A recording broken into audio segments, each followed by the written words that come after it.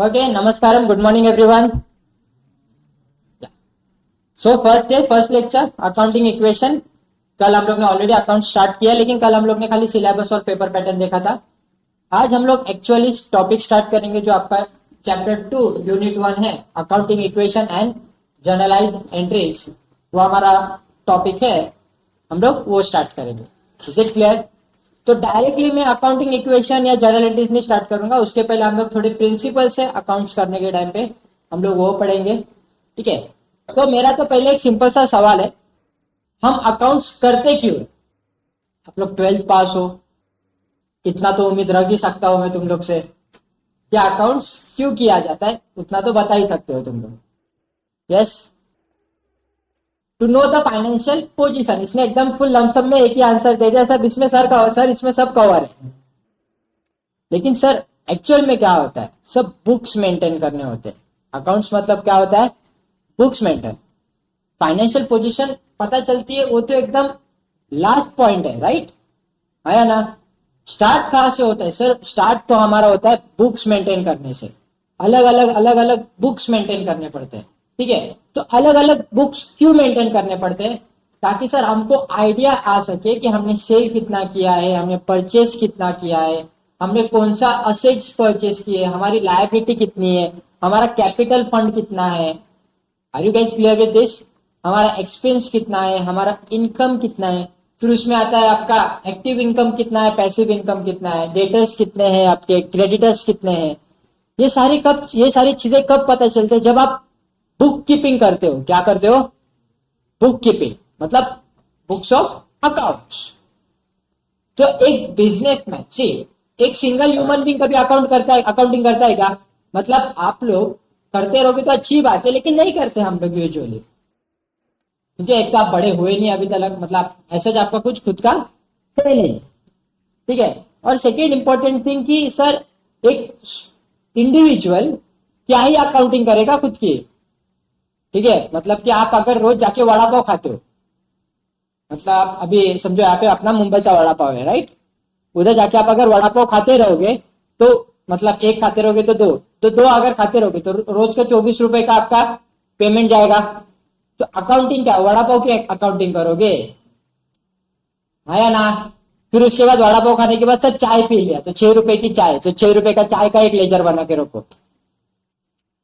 Accounting heads तो वैसे ही बनते हैं, राइट? है ना? आप क्या एक्सपेंस कर रहे हो उसके ऊपर डिपेंड करता है।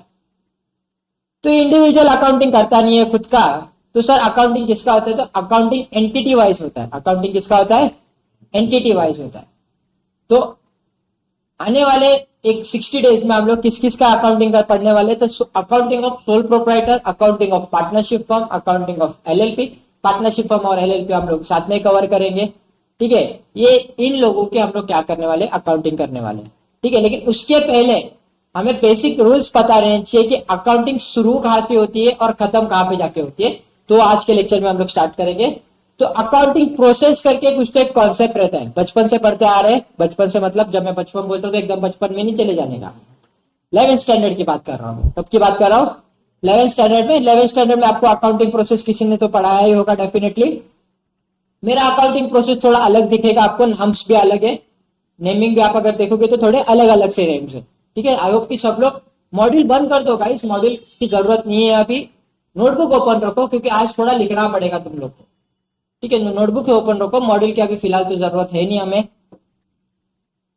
और ट्राई करना एज यूजुअल, मैं सबको बोलता हूँ मॉड्यूल यहाँ पे ही रख के जाओ, घर पे लेके जाने की जरूरत नहीं है। ठीक है, accounting process includes the following. एक प्रोसेस होती है, हर चीज की क्या होती है? एक प्रोसेस होती है। आया ना? जैसे कि बचपन में हमने कुछ तो पढ़ा था, क्या पढ़ा था बताओ? एक साइकिल पढ़ी थी। कौन सी साइकिल थी वो? वाटर साइकिल थी। क्या थी? Water cycle. और एक लाइफ साइकिल भी थी। हे पढी आहे की नाही तुम लोग ने बचपन में? आता मराठीमध्ये काय बोलतात माहिती नाही मला, पण इंग्लिश मध्ये तर वॉटर सायकल आणि लाईफ सायकल होती. तर वॉटर सायकल मध्ये काय हे होतं, मोठा मोठी सांगतो, माझं सायन्स थोडं चांगलं नाहीये, की सर असं एकीकडे पाऊस पडतो, मतलब एक जगह पे बारिश गिरती है, वो बारिश क्या होता है? वो बारिश क्या होती है सर? लैंड पे बारिश गिरती है। बारिश कहाँ पे गिरती है? लैंड। तो लैंड क्या करता है? वो वाटर एब्जॉर्ब करता है। आया ना, बराबर। फिर वो वाटर क्या करता है, रिलीज करता है, लैंड वाटर रिलीज करता है in the form of river, in the form of well, lake, sea. अलग अलग फॉर्म में क्या होता है, वाटर वो लैंड क्या करता है, रिलीज करता है। आया ना। और फिर उसके बाद वो वाटर क्या हो जाता है, वापस से इवेपोरेट होता है, और उसके क्या फॉर्म्स होते हैं, क्लाउड्स फॉर्म होते हैं। क्या फॉर्म होता है, क्लाउड्स। तो क्लाउड से वापस से क्या होती है, बारिश होती है। आया ना। तो वैसे ही हर साल आपका अकाउंटिंग होता है। ऐसा नहीं है कि सर एक साल अकाउंटिंग कर दिया, अगले साल अगले फाइनेंशियल ईयर में अकाउंटिंग करने की जरूरत नहीं, पिछले साल तो किया था। तो पिछले साल किया तो पिछले साल हो गया, अभी इस साल वापस से शुरू से करना पड़ेगा। Are you guys clear with this point? आया ना। तो आप अगर एक ही साल का अकाउंटिंग करोगे तो एक ही साल की फाइनेंशियल पोजीशन पता चलेगी ना। अगले साल की अगर पता करनी रहेगी तो आपको क्या करना पड़ेगा, अगले साल का फिर से क्या लेना पड़ेगा, अकाउंटिंग करना पड़ेगा, फिर पता चलेगा फाइनेंशियल पोजीशन। आया ना। तो एक चीज तो पता रहती है तुम लोग को कि सर कभी तो ओपन होता है, फिर क्लोज होता है, और जिधर क्लोज हुआ है उधर से क्या चालू होता है, ओपनिंग स्टार्ट होता है। आया ना, बराबर। आगे जाके हम जब पीरियड की बात आएगी तो मैं बताऊंगा तुम लोग को। फिर अकाउंटिंग प्रोसेस में, मेरे अकाउंटिंग प्रोसेस में क्या क्या लिखा है, देखो मैंने सबसे पहले तो क्या चीज लिखी है, मैंने आइडेंटिफिकेशन। ठीक है, अभी आप लोग सिर्फ नाम पढ़ते, आगे जाके मैंने इसके मीनिंग्स एक्सप्लेन किए, तो जो तुम लोग को भी लिखने हैं। आइडेंटिफिकेशन। सेकेंड आपका मेजरमेंट। क्या है, मेजरमेंट, रिकॉर्डिंग, सॉरी ऊपर चला गया गलती से, क्लासिफिकेशन, क्लासिफिकेशन ऑफ लेजर्स, अलग अलग क्लासिफिकेशन होते हैं। समराइजिंग यानी अपना ट्रायल बैलेंस। ट्रायल बैलेंस बनने के बाद क्या बनता है आपका, financial statement, and then we analyse the financial statement. Financial statement बनने के बाद कब तक खत्म नहीं होता, नहीं, हमें वो जाके एनालाइज करनी पड़ती है, पिछले साल की फाइनेंशियल स्टेटमेंट और इस साल की फाइनेंशियल स्टेटमेंट हमें कंपेयर करनी पड़ती है। हम फिर पता चलता है कि हाँ बाबा पोजिशनल में ग्रोथ है, कि पिछले साल जिधर थे उधर ही इस साल भी है। ये कैसे पता चलेगा, जब आपकी बैलेंस शीट बोलेगी।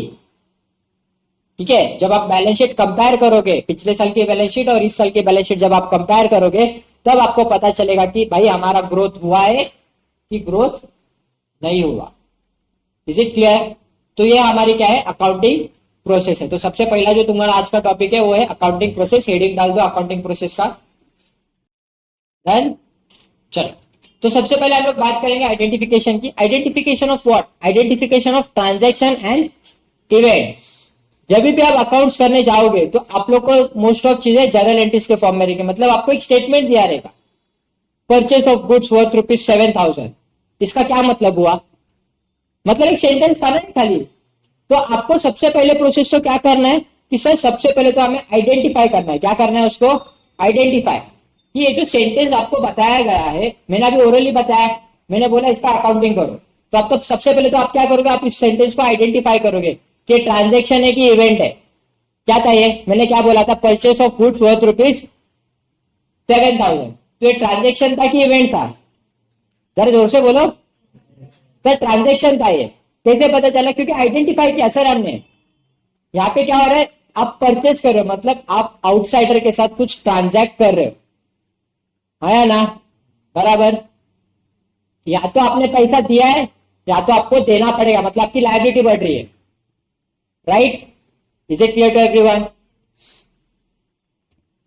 तो क्या हो रहा है, exchange of benefits with outsider. Transaction मतलब क्या होता है कि सर बाहर वाले के साथ आप कुछ तो लेन देन कर रहे हैं, तो उसको हम लोग बोलते हैं ट्रांजेक्शन। अगर मैंने सेल्स किया होता तभी भी ट्रांजेक्शन था, अगर मैं सैलरी पे करता तभी भी ट्रांजेक्शन था, अगर मैं रेंट पे करता तभी भी ट्रांजेक्शन था। क्योंकि कोई तो एक आउटसाइडर है जिसको मैं पे कर रहा हूं, या तो उससे रिसीव होने वाला है।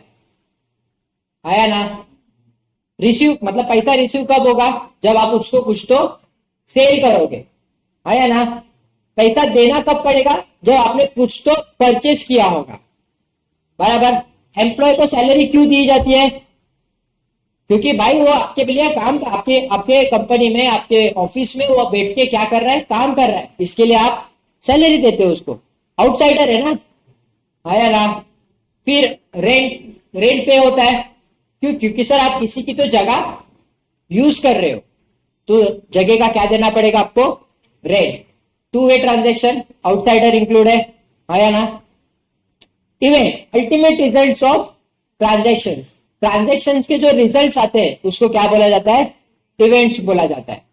Is it clear. और एक इधर पॉइंट आएगा तुम लोग का कि सर अगर कभी बाय चांस सडनली कुछ बिजनेस के अगेंस्ट कुछ चला गया और कुछ इवेंट्स हो गए, for example lost by theft, lost by fires, तो इसको भी कहा है हम लोग इंक्लूड करते हैं, इवेंट्स में ही इंक्लूड करते हैं। Is it clear to everyone. तो दोनों पॉइंट क्लियर है। ट्रांजेक्शन, इवेंट, तुम लोग को ज्यादा एक्सप्लेन करने की जरूरत तो नहीं है क्योंकि तुम लोग ऑलरेडी बहुत बात सुन चुके हो चीजें। तो identification of transaction and event, is it clear to everyone. तो चलो आइडेंटिफिकेशन लिखो और ये 2 पॉइंट लिख लो पहले फटाफट। सेकेंड आपका मेजरमेंट्स। देखो मेजरेबल रहनी चाहिए। अब जो भी चीज मतलब जिसको आप आइडेंटिफाई करने जा रहे हो वो मेजरेबल रहनी चाहिए। जैसे कि मैंने बताया, जब मैंने बोला कि purchase of goods worth ₹7,000, measurable था क्या, कितने के थे गुड्स, 7,000 के थे। मैं सिर्फ इतना बोलता भाई परचेस ऑफ गुड्स, बाकी तुम लोग देख लो, अकाउंटिंग होगा उसका। हाँ, आइडेंटिफाई करके भी क्या ही मतलब है उसका, क्यों, क्योंकि सर इनकम्प्लीट इंफॉर्मेशन है। क्या है वो, इनकम्प्लीट इंफॉर्मेशन है ना भाई। तो मेजरमेंट्स मतलब मेजरेबल रहनी चाहिए चीजें। अकाउंट्स करते समय तुम लोग को एक चीज अच्छे से पता रहनी चाहिए कि अकाउंट्स करते समय चीजें मेजरेबल रहनी चाहिए। ठीक है।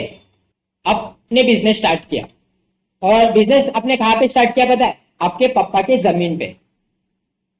खुद की जमीन नहीं है तुम्हारी, किसकी जमीन है, पापा की। तो पापा तुमसे रेंट लेंगे क्या, हाँ नहीं देंगे क्या रेंट, तुम लोग भी दोगे क्या रेंट खुद के पापा को, नहीं दोगे। देखो कितने नालायक लोग हो तुम लोग। मतलब अरे पापा कुछ तो कॉस्ट बियर कर रहे रहेंगे ना, वो इकोनॉमिक्स में पढ़ाऊंगा तुम लोग को जो कौन सा कॉस्ट बियर करते हैं वगैरह वो सब, लेकिन दोगे तो नहीं। क्यों, क्योंकि सर हम लोग ने भले ही जगह रेंट पे ली है वो, लेकिन रेंट दोगे नहीं। क्यों, क्योंकि सर पापा की है, पापा की मतलब आधी मेरी ही है वैसे भी वो। ठीक है, आज नहीं तो कल पापा चले जाएंगे, राइट। सो ये क्या हो जाएगा, सर यहाँ पे मेजरेबल नहीं है तो इसका अकाउंटिंग होगा क्या, नहीं। माँ का प्यार या फिर तुम लोग जिसका भी प्यार पाते हो उनका प्यार मेजरेबल होता है क्या, हाँ नहीं होता ना। उसके अकाउंटिंग कर सकते हो क्या कि सर आज इतना मिला था, कल इतना रिटर्न करना पड़ेगा, हाँ। इज इट मेजरेबल, नहीं।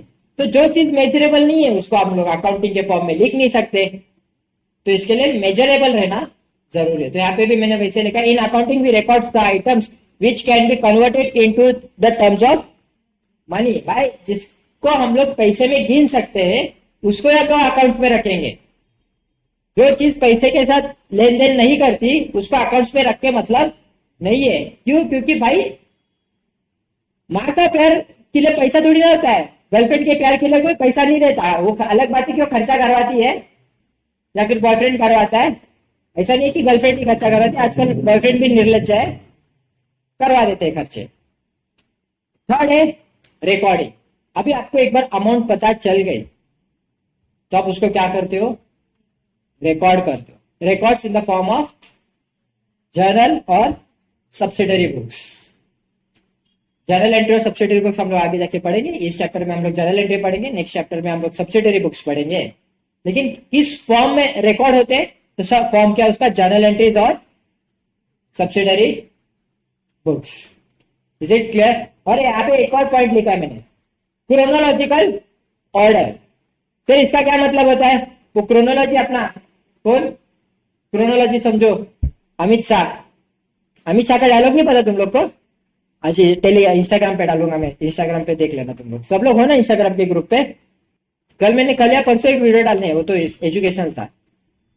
वो कॉपी का वीडियो देखा तुम लोग ने, क्योंकि इंस्टाग्राम बंद है तेरा।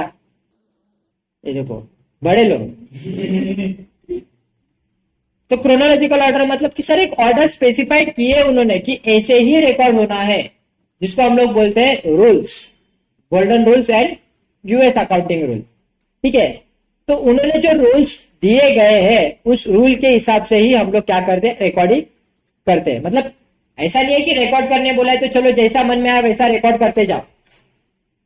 It has a systematic way to record, dual system उसके लिए बनाया गया था।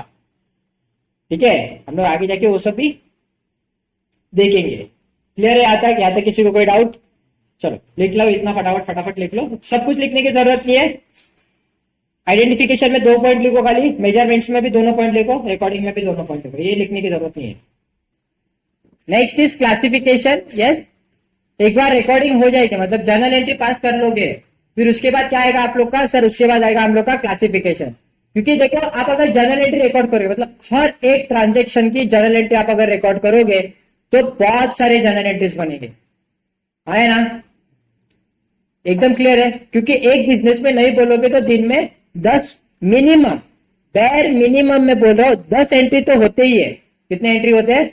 10। तो अगर हम लोग का पूरा जो फाइनेंशियल ईयर होता है वो कितने ईयर का रहता है? 365 डेज का होता है। तो यहाँ पे एक जीरो लगा देता हूं तो एंट्रीज कितने हो गए? 3650 बराबर। अगर इसमें से मुझे सिर्फ डेटर्स देखना है, डेटर्स पता है ना आप लोग को? अगर इसमें से मुझे सिर्फ डेटर्स देखना है तो दिक्कत आएगी कि नहीं आएगी? इसमें से मुझे सिर्फ सेल्स चेक करना है कि मेरा टोटल सेल्स कितना है। प्रॉब्लम्स होंगे कि नहीं होंगे? होंगे सर, प्रॉब्लम्स होंगे, बट ऑब्वियस होंगे। Is it clear? तो अभी प्रॉब्लम्स का इन्होंने एक और सॉल्यूशन क्या निकाला कि सर एक बार रिकॉर्डिंग हो जाएगी मतलब एक बार जर्नल एंट्री पास कर दोगे तो उसको आप आगे जाके क्या करते हो? क्लासिफाई भी कर सकते हो। तो क्लासिफिकेशन को क्या बोला जाता है? हम लोग उसको बोलते हैं लेजर। क्या बोलते हैं उसको? Ledger. Analytical order is followed head wise. तो जो लेजर रहता है, जो लेजर रहता है वो किसके हिसाब से बनता है? हेड वाइज बनता है। किसके हिसाब से बनता है? Head wise. तो एग्जांपल देने जाऊंगा तो सर कैश लेजर बनता है, रेंट का लेजर बनता है, सैलरी लेजर बनता है। जितने भी ट्रांजेक्शन्स आप टाइप ऑफ ट्रांजेक्शन्स करते हो, जितने भी टाइप ऑफ ट्रांजेक्शन्स उतने टाइप्स के हेड्स बनते हैं। Is it clear? बराबर। अभी जैसे कि इलीट गुरुकुल के 2 मेजर इनकम्स है, एक कंसल्टेंसी और एक एजुकेशन। तो इनकम के अंदर, डायरेक्ट इनकम के अंदर इनके 2 हेड्स तो बनेंगे, एक कंसल्टेंसी और एजुकेशन के, मतलब ट्यूशन फी के नाम से एक हेड बनेगा, है ना? और सेकेंड अभी कंसल्टेंसी भी एक बहुत बड़ा वास्ट डिवीजन है।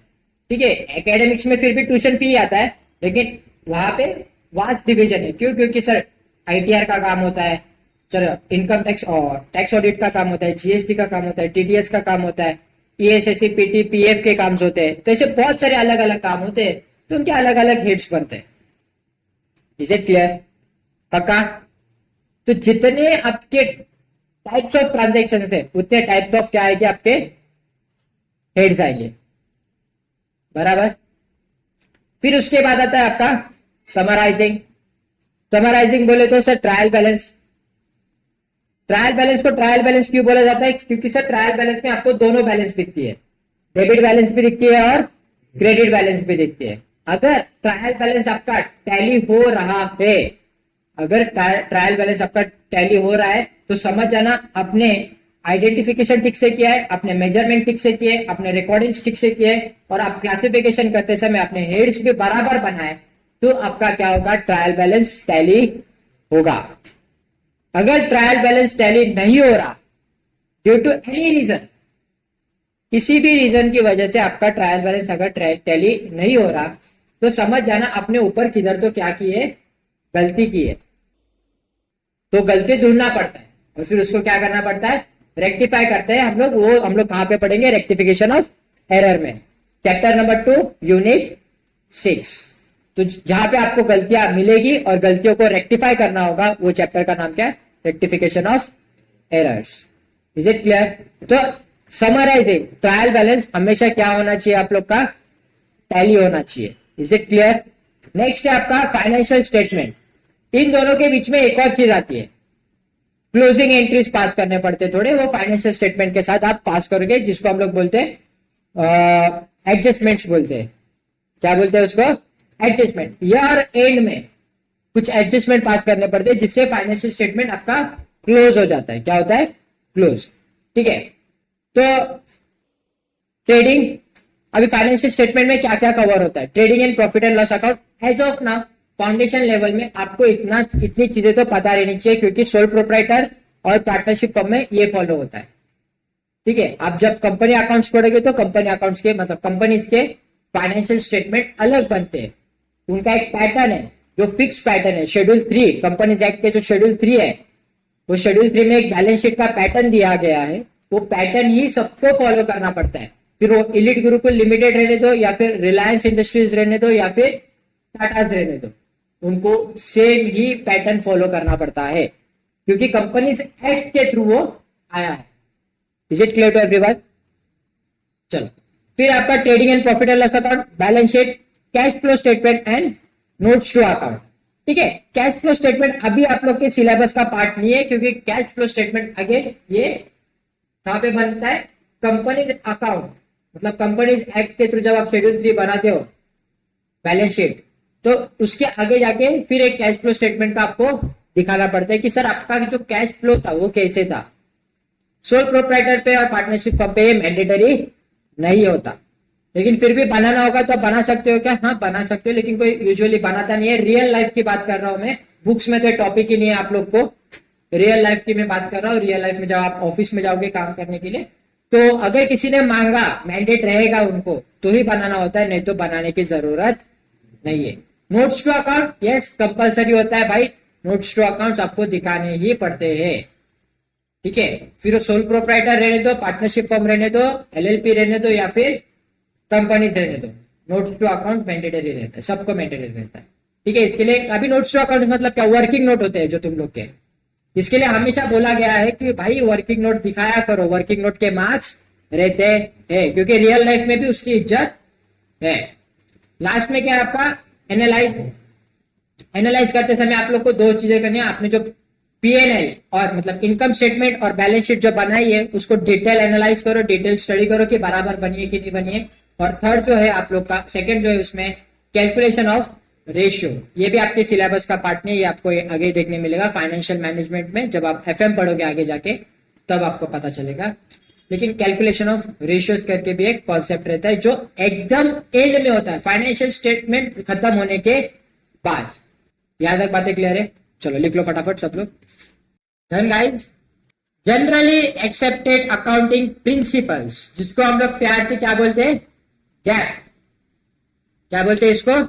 Gap, generally accepted accounting principles. ठीक है, तो अकाउंट्स के कुछ प्रिंसिपल्स होते हैं जो फॉलो करने पड़ते हैं, बहुत सारे होते हैं वैसे तो, क्योंकि एएस जो आता है उसके अंदर, तो ऐसे बहुत सारे प्रिंसिपल्स है जो फॉलो करने पड़ते हैं। लेकिन उसमें से जनरली एक्सेप्टेड अकाउंटिंग पॉलिसी मतलब जो गैप है, ये सबको मैंडेटरी होता है फॉलो करना। मतलब आप अगर ये फॉलो नहीं कर रहे हो तो समझ जाओ कि आप अकाउंटिंग गलत कर रहे हो। मतलब इसको छोड़ के और भी प्रिंसिपल्स होते हैं, आप अगर वो फॉलो नहीं करोगे तभी भी ठीक है, चलो ठीक है, एक टाइम एक्सेप्टेबल है। लेकिन आप अगर ये फॉलो नहीं कर रहे तो आपकी अकाउंटिंग क्या है? गलत है। Is it clear? Important principles है, इसके लिए इसको बोला गया है। क्या है? इंपॉर्टेंट प्रिंसिपल है। सबसे पहले तो क्या है? Materiality, conservatism, going concern and periodicity. ठीक है, ये चार जो है जिसको गैप बोला जाता है। क्या बोला जाता है? गैप। हमेशा याद रहेगा। तो गैप में कितने प्रिंसिपल है? चार है। जरा रिपीट करो एक बार जोर से।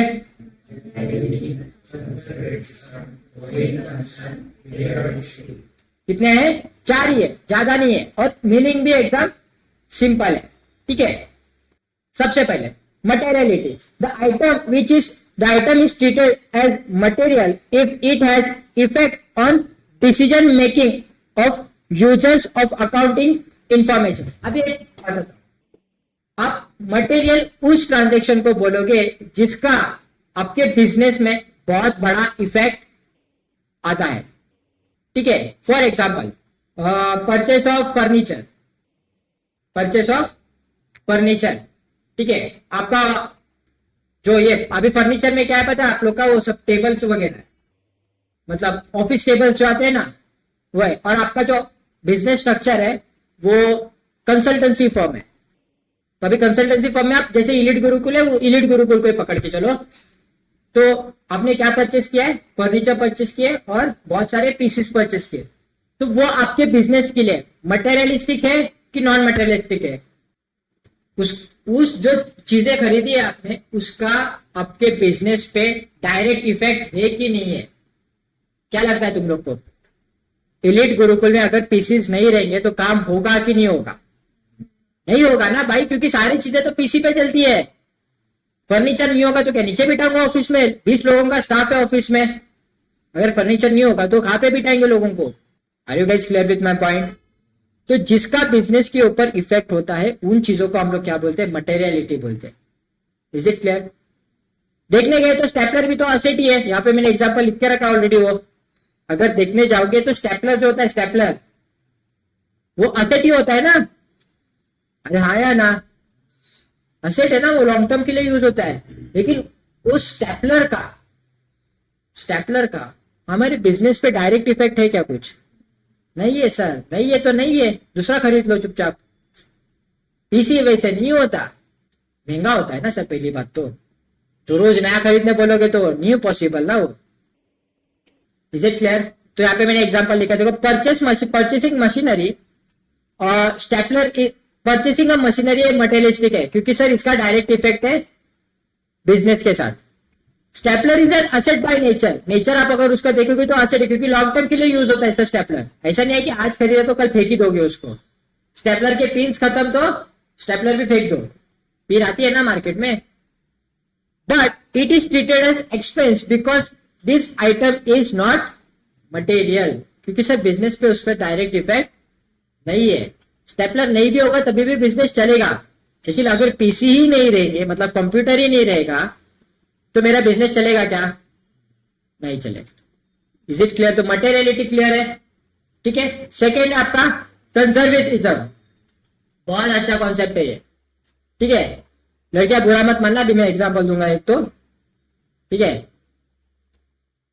Expect and record all future losses but don't expect and record future gains.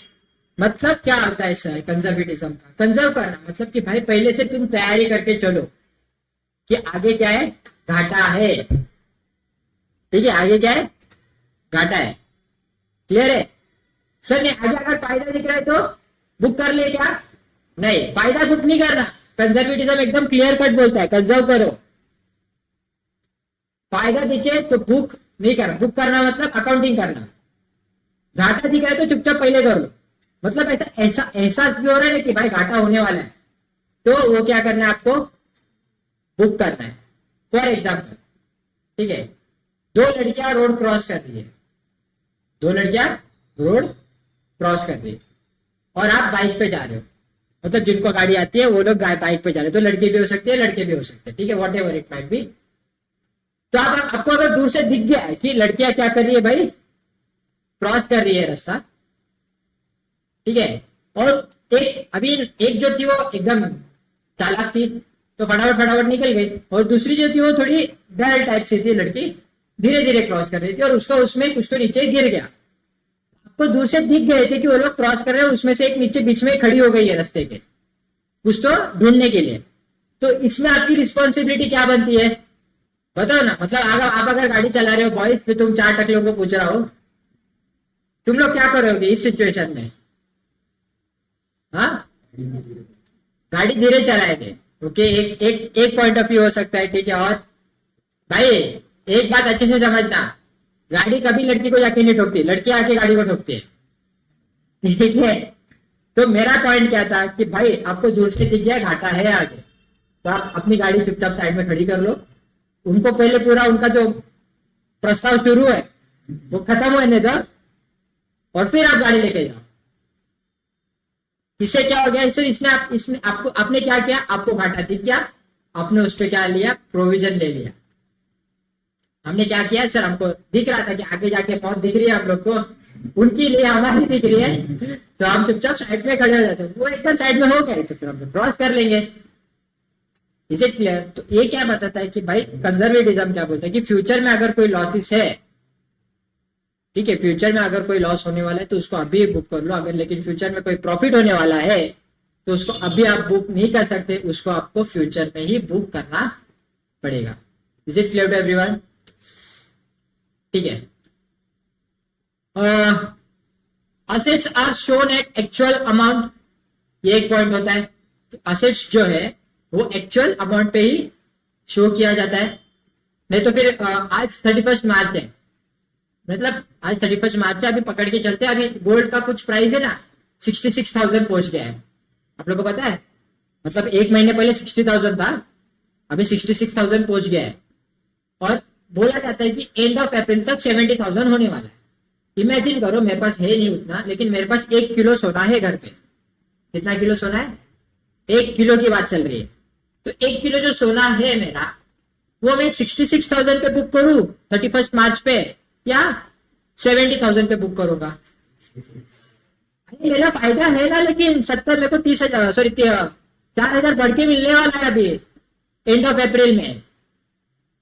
End of April की बात कर रहा हूं मैं 31 मार्च पे हूं अभी। बुक्स क्लोज हो रहे हैं अभी मेरे, बुक्स क्या हो रहे? क्लोज हो रहे। तो मुझे तुम लोग सिर्फ इतना सिंपल से एक बात बता दो कि मैं असेट्स जो है मेरे, सोना असेट है ना मेरे लिए, तो मैं असेट्स जो मैं 66,000 पे बुक करूंगा कि 70,000 पे बुक करूंगा? 66,000 पे। सर आपको पता है फायदा होने वाला है। फायदा कब होने वाला है? फायदा आपको फ्यूचर में होने वाला है। फायदा कब होने वाला है? फ्यूचर में। तो यहाँ पे कंजर्वेटिज्म में सीधा सीधा एक सिंपल सी बात थी कि भाई जो फ्यूचर में होने वाला गेन है, फ्यूचर में होने वाला प्रॉफिट है, वो फ्यूचर में ही रहने दो, उसको अभी खींचो मत। लेकिन अगर फ्यूचर में होने वाला कोई एक्सपेंस है, फ्यूचर में होने वाला कोई लॉस है, तो उसको आप अभी बुक कर सकते हो। Is it clear? इसके लिए असेट्स को क्या बोला गया कि सर एक्चुअल वैल्यू पे बुक करो, कि उसकी जो एक्चुअल वैल्यू है उसी पे बुक करो। आप ये मत अज्यूम करो कि फ्यूचर में असेट्स बढ़ेगा, वैल्यू बढ़ेगा कि कम होगा, वी डोंट नो दैट। तो असेट्स को एक्चुअल वैल्यू पे बुक करो। Is it clear? Provision are created, याद है प्रोविजन वर्ड कहां पे होता है बता? प्रोविजन किसका क्रिएट करते हैं हम लोग? डेटर्स पे क्रिएट करते हैं ना। क्या होता है? बैड डेट्स होता है, आरडीडी होते हैं, मतलब फर्दर बैड डेट्स होते हैं, फर्दर न्यू आरडीडी होती है। तो एक प्रोविजन होता है। कि प्रोविजन क्यों मेंटेन करते हैं? क्योंकि हमको सर एहसास हो रहा है कि आगे जाके घाटा होने वाला है। ये जो हमारा डेटर है ये क्या करने वाला है?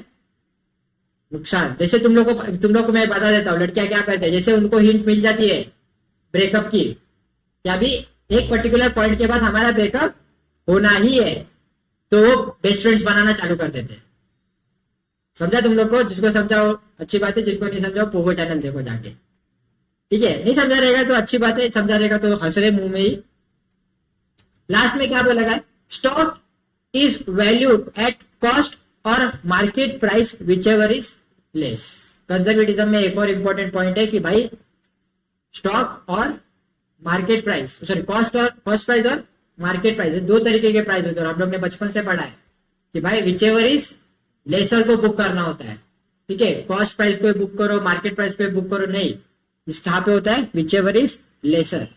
लेसर क्यों बोला गया है? क्योंकि सर हम लोग कंजर्व कर रहे हैं। हम लोग क्या कर रहे हैं? कंजर्वेटिज्म का रूल फॉलो कर रहे हैं। Is it clear?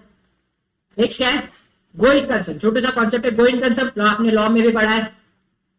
जिनका एसपी रहेगा उन्होंने एसपी में पढ़ा होगा। गोइंग कंसर्न मतलब क्या? सर अज्यूम करते हैं, अजम्पशन बेसिस पे होता है गोइंग कंसर्न। मतलब अज्यूम करते हैं कि हमारा जो बिजनेस हम लोग ने स्टार्ट किया है ये लॉन्ग टर्म के लिए, मतलब अगर मैं मरूंगा भी तभी भी मेरा बिजनेस बंद नहीं होगा। Is it clear? And periodicity, period, जो पीरियड है अकाउंटिंग करने का, जो पीरियड है ये फिक्स है। कब होता है? स्टार्ट कब होता है भाई? 1 अप्रैल टू 31 मार्च। आया ना? हर साल के 1 अप्रैल को हमारा फाइनेंशियल ईयर स्टार्ट होता है और 31 मार्च को क्या होता है? वो जाके खत्म होता है। Is it clear to everyone? यहां तक किसी को कोई डाउट? तो गैप क्लियर है? गैप में कितनी चीजें हैं? 4 चीजें हैं। Generally accepted accounting policy, clear है? गैप, अगर इसके आगे किसी ने भी तुम लोगों को गैप के बारे में पूछा तो बता सकोगे? पहला क्या है हमारा? मटेरियलिटी, सेकंड क्या है? कंजर्वेटिज्म, थर्ड क्या है? गोइंग कंसर्न एंड फोर्थ क्या है, periodicity. Is it clear to everyone? पक्का? चलो लिख लो। टू कैलकुलेट द प्रॉफिट और loss after a period of time, तो जो पीरियड ऑफ टाइम है वो हमारा फिक्स है। Done guys everyone? चलो आगे बढ़ते हैं। एलिमेंट्स ऑफ अकाउंटिंग, अकाउंटिंग करते समय हमें कुछ एलिमेंट्स को मध्य नजर रखते हुए आगे बढ़ना होता है। तो जो एलिमेंट्स है वो क्या होते हैं, मतलब अकाउंट्स करते समय हमारी जो अकाउंटिंग है वो इन 4 चीजों के ऊपर ही बेस्ड है। मैंने तुम लोगों को पहले भी बताया जब आप लोग पिछले बैचेस में जब बैठे थे, और अभी मैं वापस से आप लोग को एक और चीज बता रहा हूँ कि भाई अकाउंट्स करते समय आप लोग को 4 चीजों के ऊपर अच्छे से फोकस कर देके चलना है।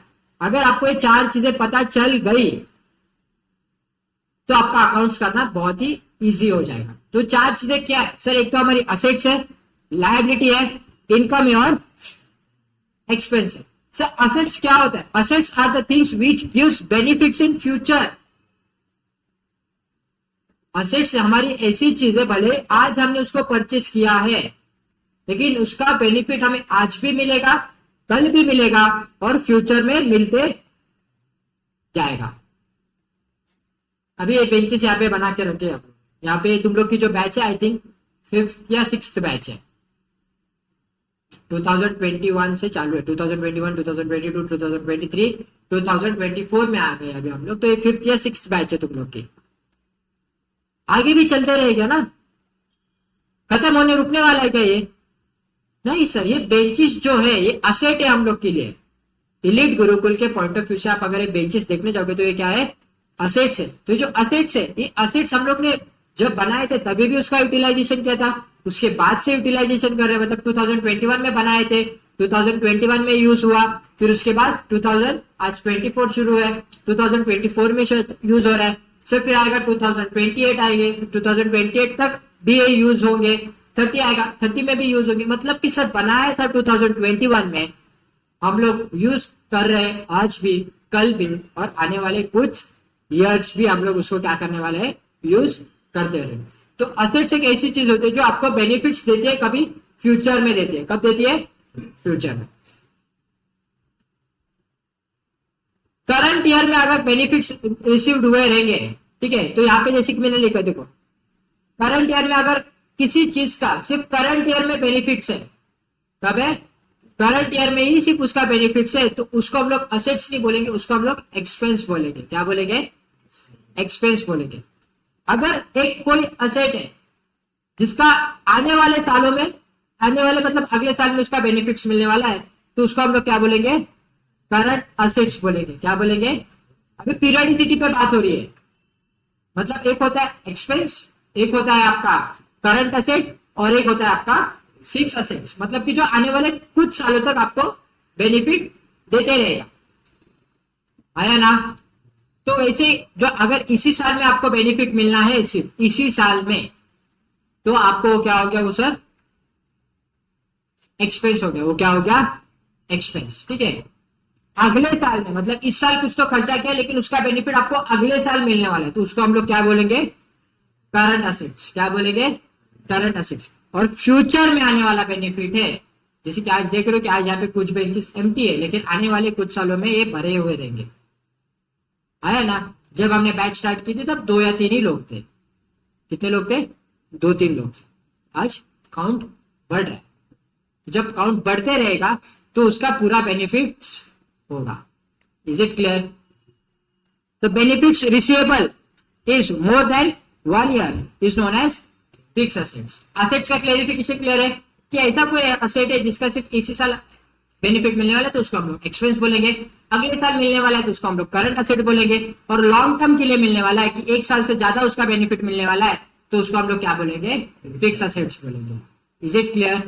पक्का? अभी अब मैं तुम लोग को बोलता हूँ प्रीपेड एक्सपेंस ऑफ मार्च, मतलब prepaid electricity bill of March, तो मेरा इसी साल का है, आया ना? तो एक्सपेंस है ना मेरे लिए, बराबर। Debtors, debtors, debtors current assets, क्योंकि वो आज नहीं तो अगले साल पैसा देगा, ज्यादा से ज्यादा अगले साल तक उससे हम लोग पैसा रिकवर कर सकते हैं, और अगले साल करना ही होता है, अकाउंट्स बोलता ही है भाई डेटर्स से अगले साल पैसा रिसीव करो। हमारे बुक्स में ना 3-3 साल के 4-4 साल के डेटर्स आज भी खड़े।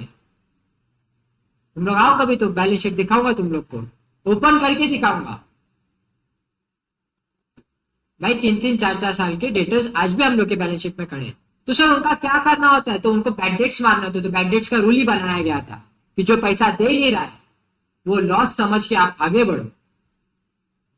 आया ना?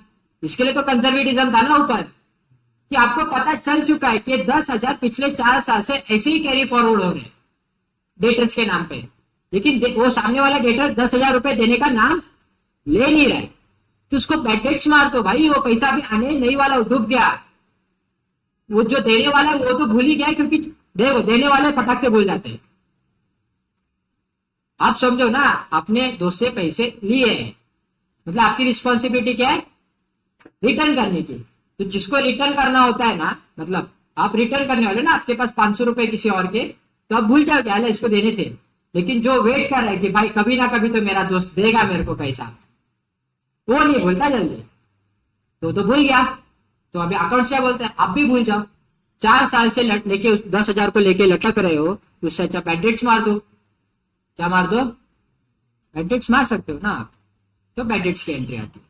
Is it clear? तो डेटर्स अगले साल रिकवर होने ही है, 1 साल के आगे हम लोग उसको रख नहीं सकते, ठीक है। और जिसका बेनिफिट फ्यूचर में मिलने वाला है, 1 साल 2 साल 3 साल 4 साल मिलते ही रहने वाला है, उसको हम लोग बोलते हैं fix assets. Is it clear? तो असेट्स का बाइफर्केशन था। आगे देखते हैं लायबिलिटी क्या होता है। Liability to be given in benefits to give in future. जब लोग बोलते हैं ना कि लोन पे घर खरीदा, तो क्रिटिसाइज करते हैं बहुत कि क्या यार इसने लोन पे घर खरीदा,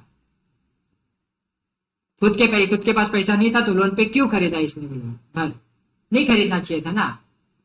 लेकिन जिसने खरीदा है लोन पे घर, उसने एक कैलकुलेशन किया रहता है। लोन भले ही 4-5 साल चलेगा, 10 साल चलेगा, लेकिन 10 साल के बाद वो घर मेरे पास होगा। अगर घर नहीं रहता तो वैसे भी मेरे को रेंट में रहना रेंट के घर पे रहना पड़ता, तो रेंट तो पे करना ही है वैसे भी। तो रेंट के साथ छोटा सा एक और अमाउंट ऐड करके मैं लोन ही पे कर देता हूं। तो इससे क्या हो जाता है, एक खुद का घर बिल्ड हो गया, मतलब अपनी खुद की एक असेट्स बिल्ड हो गई ना। तो लोन जो होता है, लोन का बेनिफिट इमीडिएट बेसिस पे दिखता नहीं है। लोन के जो बेनिफिट्स होते हैं वो हमें आने वाले सालों के बाद दिखने लगते हैं। तो इसके लिए बोला गया है benefits to be given in future.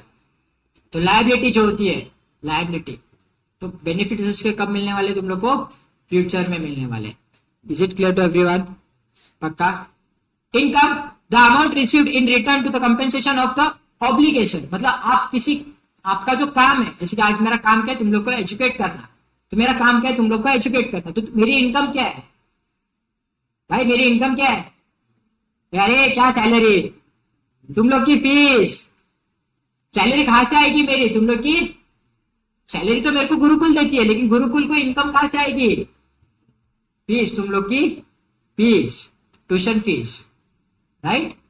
तो जहां से इनकम आएगी, मतलब जो आप काम कर रहे हो, काम करने का आपको क्या मिलता है, इनकम मिलता है। क्या मिलता है?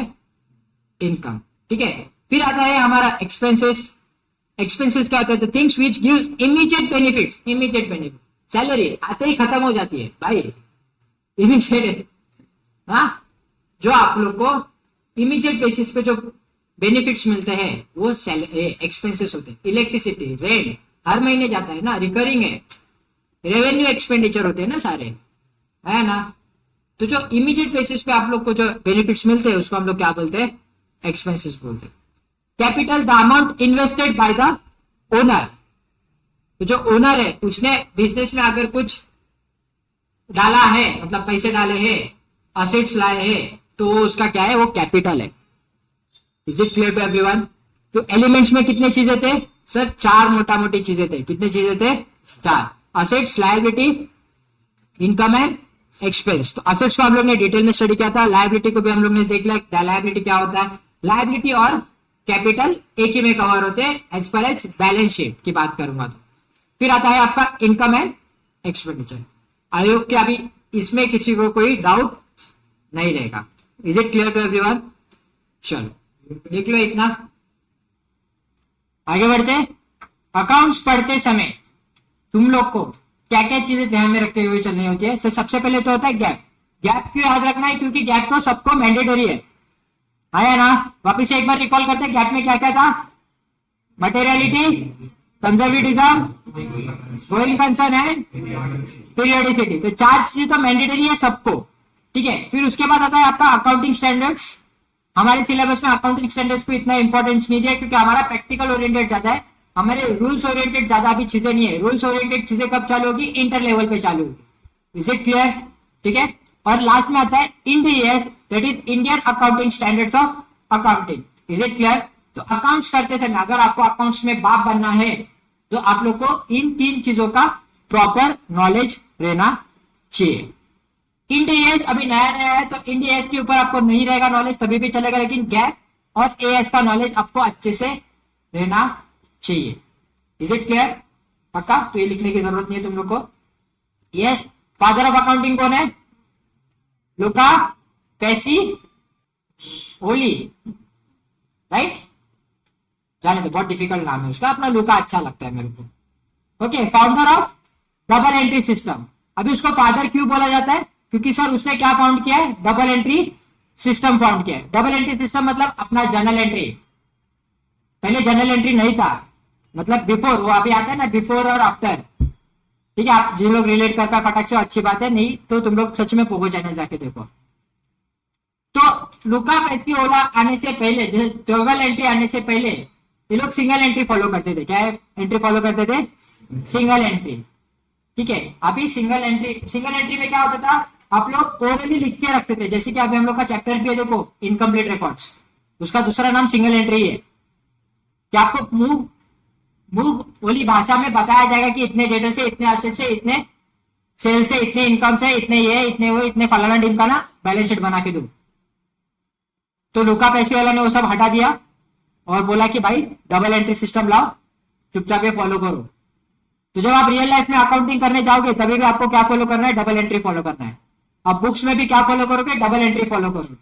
मतलब बुक्स रहने दो, रियल लाइफ रहने दो, टैली पे रहने दो, किधर भी रहने दो, आप कोई भी सॉफ्टवेयर यूज करो, आपको फॉलो क्या करना है? डबल एंट्री सिस्टम फॉलो करना है। Is it clear to everyone? पक्का? चलो, तो टाइप्स ऑफ अकाउंट, मैंने बहुत लोगों को पूछा है कि कितने टाइप्स ऑफ अकाउंट रहते हैं, तो बहुत लोग मुझे आके बोलते हैं sir 3 types of accounts are there, but in real life there are only 2 types of accounts. How many types of accounts are there? 2 types of accounts are there. और उनके नेचर्स भी मैंने इधर ही लिख दिए हैं, लेकिन रूल्स के फॉर्म में नहीं लिखे, यहाँ पे सिर्फ मैंने नेचर्स के फॉर्म में लिखे। तो जो पहला टाइप है वो है पर्सनल अकाउंट। क्या है? Personal account. और सेकेंड जो है हमारा टाइप है वो क्या है? Impersonal account. Is it clear? एक होता है पर्सनल अकाउंट और एक होता है इम्पर्सनल अकाउंट। जो पर्सनल अकाउंट होता है वो एक पर्सन को डिनोट करता है। किसको डिनोट करता है? पर्सन। अभी यहाँ पे मैं एक अच्छे से क्लियर कर रहा हूं स्टाफ को भी और स्टूडेंट्स को भी, कि जब मैं बात पर्सन की करूंगा तो जब पर्सन की बात आती है तो सबसे पहले तुम लोग के दिमाग में पर्सन, जब मैं बोलता हूं तो क्या आता है? एक पर्सन आता है। पर्सन मतलब कौन? बताओ ना, पर्सन मतलब कौन? हाँ, व्यक्ति, मानुष, उसको इंग्लिश में बोलते हैं ह्यूमन बीइंग। बराबर? नहीं, when I am talking about person, it has a wider definition. इतना नैरो डेफिनेशन नहीं है वो कि पर्सन मतलब व्यक्ति, इंसान, जीता जागता मनुष्य। जीता जागता क्या? नहीं तो तुम मरे हुए को भी पर्सन बोलोगे तो पर्सन नहीं होता। मरे हुए ना, एक मेरा एक अच्छा सा एक थॉट है, मैं लास्ट में बताऊंगा आज। तो पर्सन की जब बात आती है, पर्सन, ठीक है, तो person can be any entity, any individual, any sole proprietor, any partnership firm, any LLP, any company, any AOP, BOI।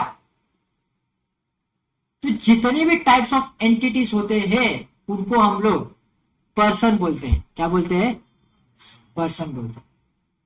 तो इंडिविजुअल से लेके एक लिमिटेड, पब्लिक लिमिटेड कंपनी तक क्या होते हैं लोग? पर्सन। मतलब इनकम टैक्स बुक्स में पर्सन का डेफिनेशन एक्चुअल में लिखा गया है। जब आप इनकम टैक्स पढ़ते हो, रियल लाइफ में इंटर में जाने का इनकम टैक्स पढ़ोगे, तब आपको पर्सन का एक्चुअल डेफिनेशन पढ़ाया जाएगा। यहां पे कोई नहीं बताता पर्सन मतलब क्या होता है। आप लोग को भी नहीं पता रहेगा कि पर्सन मतलब है ऐसा रहता है। तो पर्सन जब बात होती है तो पर्सन में सारे लोग आते हैं। तो इंडिविजुअल, जब इंडिविजुअल की बात होती है तो ह्यूमन बीइंग की बात हो रही है भाई। अभी उसमें डिस्क्रिमिनेशन मत करो मेल फीमेल वगैरह, ठीक है।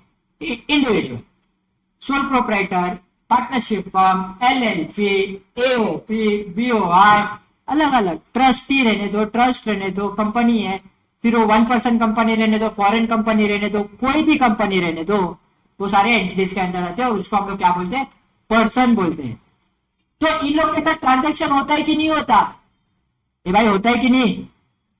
होता है ना, होता है कि नहीं? जैसे कि रिलायंस एक कंपनी है, रिलायंस की एक सर्विस है जियो, टेलीकॉम सर्विस है।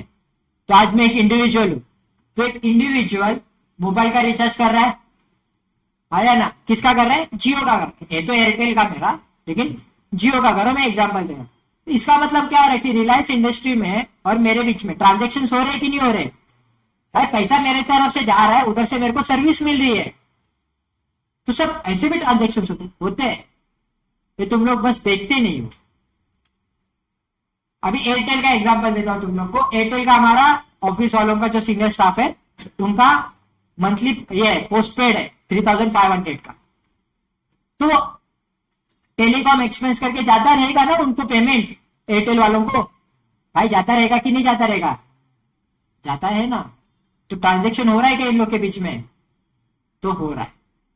तो पर्सन की जब बात हो रही है तो भाई पर्सन मतलब सिर्फ व्यक्ति मनुष्य वगैरह नहीं है यहाँ पे। पर्सन मतलब कोई भी एंटिटी, कोई भी एंटिटी। जब मैं एंटिटी की बात करता हूं तो एंटिटी में इंडिविजुअल भी आ जाता है, एक इंडिविजुअल से लेके एक प्राइवेट पब्लिक लिमिटेड कंपनी तक, सब लोग। Is it clear to everyone? फिर आता है इम्पर्सनल। इम्पर्सनल में दो चीजें होती है। इम्पर्सनल के अंदर कितनी चीजें होती है? दो चीजें। तो दो चीजें क्या है? एक होता है रियल और एक होता है नॉमिनल। अभी रियल और नॉमिनल याद रखने का ना सिंपल सा तरीका।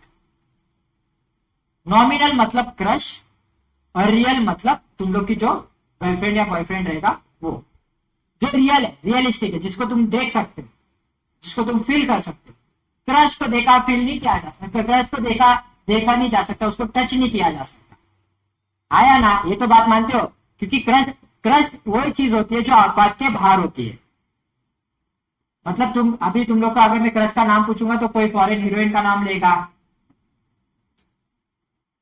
होते हैं भाई, किसी किसी के होते, तुम लोग के नहीं होते रहेंगे तो शक्ल ऐसे मत बनाओ, लेकिन होते हैं। ठीक है, मेरी बचपन की क्रश थी माधुरी दीक्षित, तो उसका मतलब ये थोड़ी ना मैं उसको जाके टच करने वाला हूँ। औकात के बाहर की बात है ना, क्रश होती ही औकात के बाहर की है। ठीक है। हाँ, अगर तुम अभी बोलोगे की नाही सर माझ्या कॉलेजमध्ये माझ्यासोबत ना अशी आम्ही असे एका वळीत बसतो, ठीक आहे, माझं तिच्यावरती क्रश आहे, मग ती क्रश नाहीये, कारण की तिथे तुझ्याकडे कॅपॅसिटी आहे कशाची, तिला सांगा, गर्लफ्रेंड बनवण्याची किंवा बॉयफ्रेंड बनवण्याची. ठीक आहे. आता तुम्ही लगेच मुली लोक हे नका हो, हे नाही तर मुलाच लाईन मारतो, गेला तो जाने जाए, लाइक हमारे क्या छोरा भी छोरों से कम नहीं है. तो जो रियल होता है, रियल मतलब कि भाई जीता जागता, और जो नॉमिनल होता है वो भाई सिर्फ फील कर सकते हैं, हाँ सपने में है.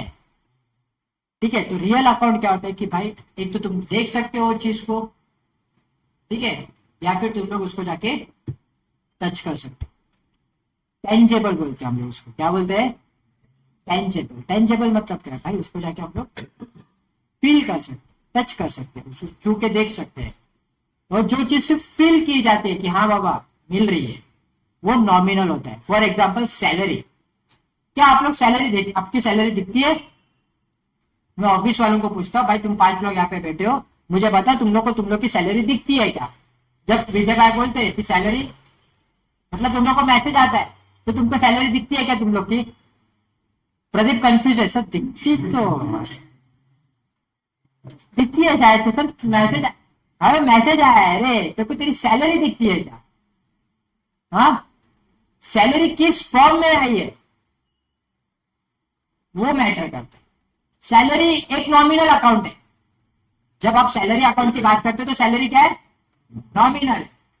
सैलरी किस फॉर्म में आई है आपकी, वो कैश है या बैंक है, तो वो रियल है, वो क्या है, रियल है।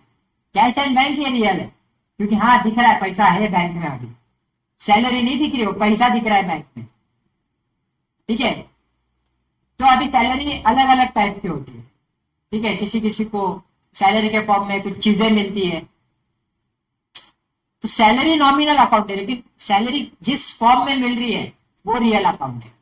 रेंट नॉमिनल है कि रियल है, हाँ बताओ भाई, नॉमिनल है। कमीशन, डिस्काउंट, हाँ, बेंचेस, हाँ रियल है ना ये भाई, ये क्या है, ये रियल है। क्यों रियल है, क्योंकि सर छू सकता हूं मैं, टच करके उसको देख सकता हूं, है ना, दिख रहा है मेरी। सैलरी ऐसे दिखती नहीं है, वाह सैलरी जा रही है दिखती है क्या, नहीं दिखती ना, उसे फील होती है कि हाँ भाई बोल दिया, विजय सर ने बोल दिया सैलरी पास हुई है, मतलब फाइनेंस ऑफिसर ने बोल दिया सैलरी गई है, तो हम लोग भी फील कर ले, चलो सैलरी आ जाएगी आज। तो टाइम बैंक पे थोड़ा टाइम लेती है ना, आगे पीछे होता है कभी कभी टाइमिंग, तो चीजें ऐसे चलती है। तो आई होप की क्लियर है सारी चीजें, आया ना, यहाँ तक किसी को कोई डाउट। तो रियल अकाउंट और नॉमिनल अकाउंट आप लोग को बता दिया।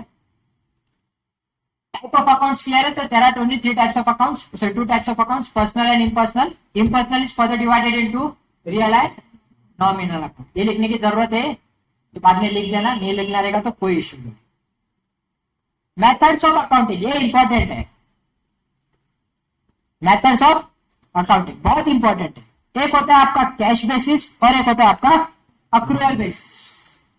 कैश बेसिस और अक्रूअल बेसिस, इसका क्या मतलब होता है सर, अकाउंटिंग करते समय आप दो चीजों का अच्छे से ध्यान रखते चलते हो। अकाउंट्स मतलब जो रूल्स है, रूल्स तो बोलता है कि भाई आप अक्रूअल फॉलो करो, रूल्स क्या बोलता है, अक्रूअल फॉलो करो, नहीं लेकिन कुछ कुछ बोलता है हम कैश पे फॉलो करेंगे, जो कि गलत नहीं है, राइट है। लेकिन अकाउंट्स के पॉइंट ऑफ व्यू से आप अगर देखोगे आगे जाके जब हम लोग एडवांस स्टडी करेंगे तो उधर पता चल जाएगा कि रियल लाइफ में अकाउंटिंग जो होती है वो अक्रूअल बेसिस पे ही होनी चाहिए, जो बेनिफिशियल है। कैश बेसिस और अक्रूअल बेसिस में फर्क ये होता है कि कैश बेसिस तब किए जाते हैं जब आप पेमेंट करते हो। फॉर एग्जाम्पल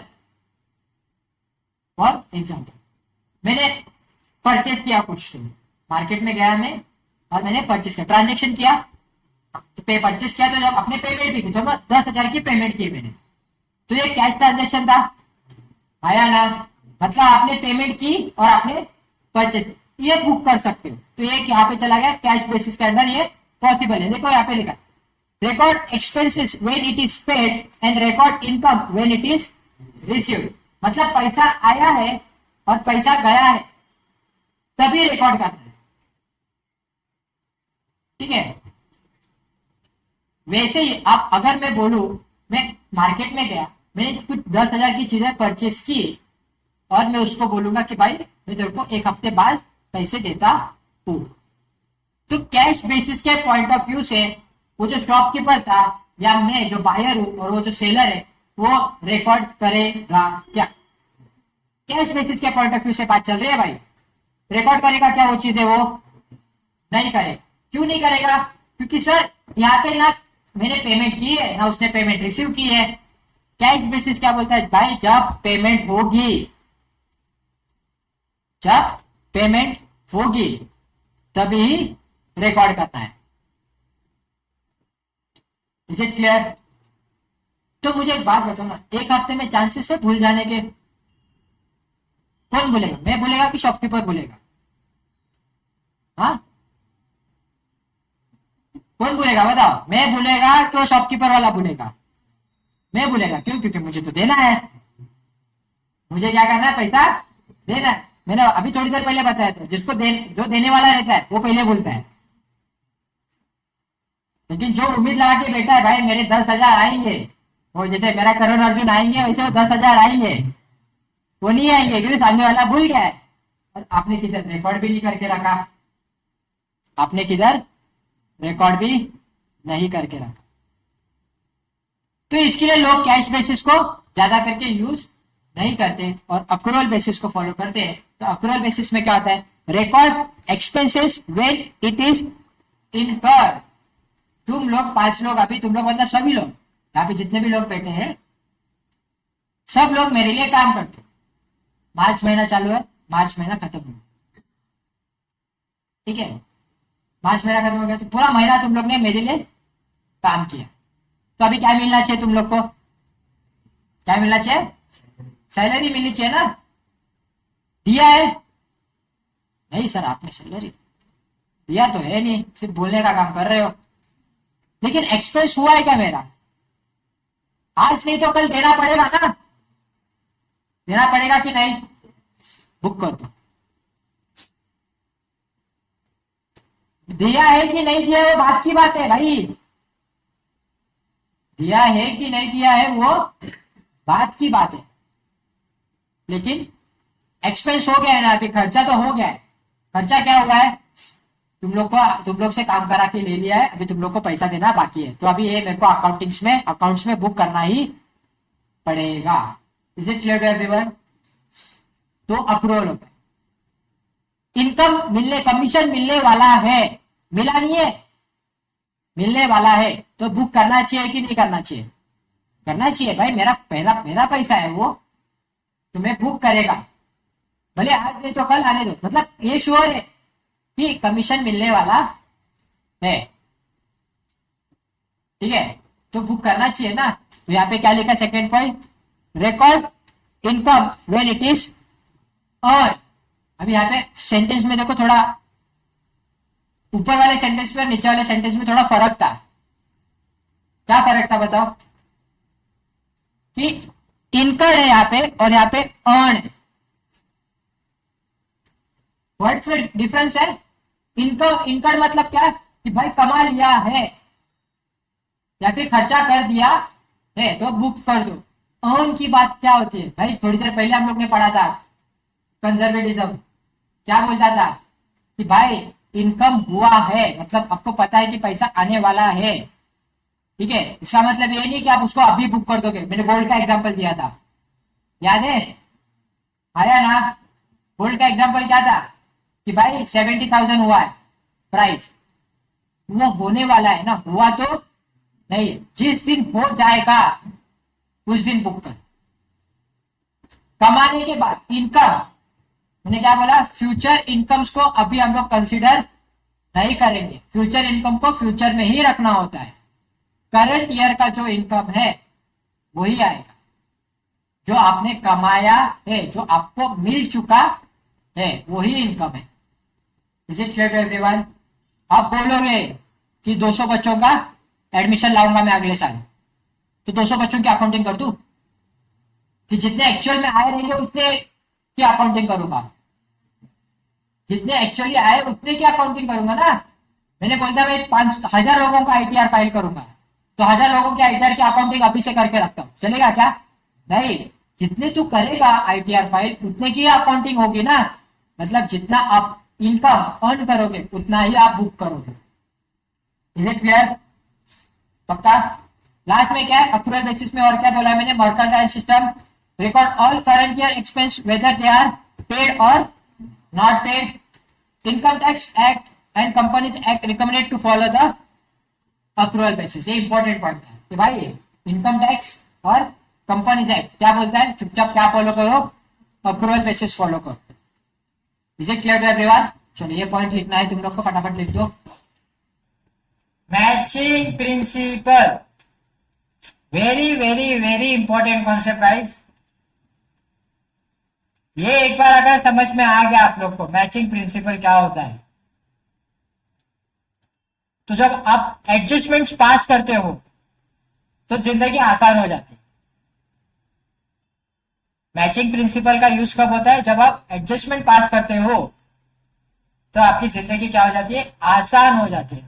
इस हद तक आसान हो जाती है कि आपको ज्यादा टेंशन ही नहीं लेना पड़ता, ठीक है। तो मैचिंग प्रिंसिपल सबसे पहले तो बोलता है क्या, वो देखते हैं उसका मीनिंग क्या है। Record all income and expenses for only current year. क्या बोला इसने? Record all income and expenses made for current year. मतलब एक बात तो क्लियर है कि मैचिंग प्रिंसिपल किसके रिलेटेड बातें कर रहा है? करंट ईयर के और इनकम एंड एक्सपेंडिचर के। मतलब उसका एकदम सिंपल सा सेंटेंस था भाई कि इस साल में जितना भी इनकम और एक्सपेंस हुआ होगा वो इसी साल बुक करना है। Is it clear? है ना? And don't record expenses and income of next और प्रीवियस ईयर। मतलब इस साल में ऐसे भी कुछ इनकम हो सकती है, इस साल में ऐसे भी कुछ इनकम हो सकती है ना जो अगले साल की है या पिछले साल की थी। इस साल में कुछ ऐसा एक्सपेंस भी हो सकता है ना जो अगले साल का था या फिर पिछले साल का हो सकता है। आया ना? तो वो इस साल में बुक होने चाहिए क्या? होने चाहिए क्या? नहीं। एक छोटू सा एग्जांपल देता हूं तुम लोग को, वन नोट ओपन करता हूं मैं। चलो एक छोटू सा एक सिंपल सा एक मेरा एग्जांपल है। फाइनेंशियल ईयर जो होता है उसमें कितने महीने होते हैं? राइट? आया ना?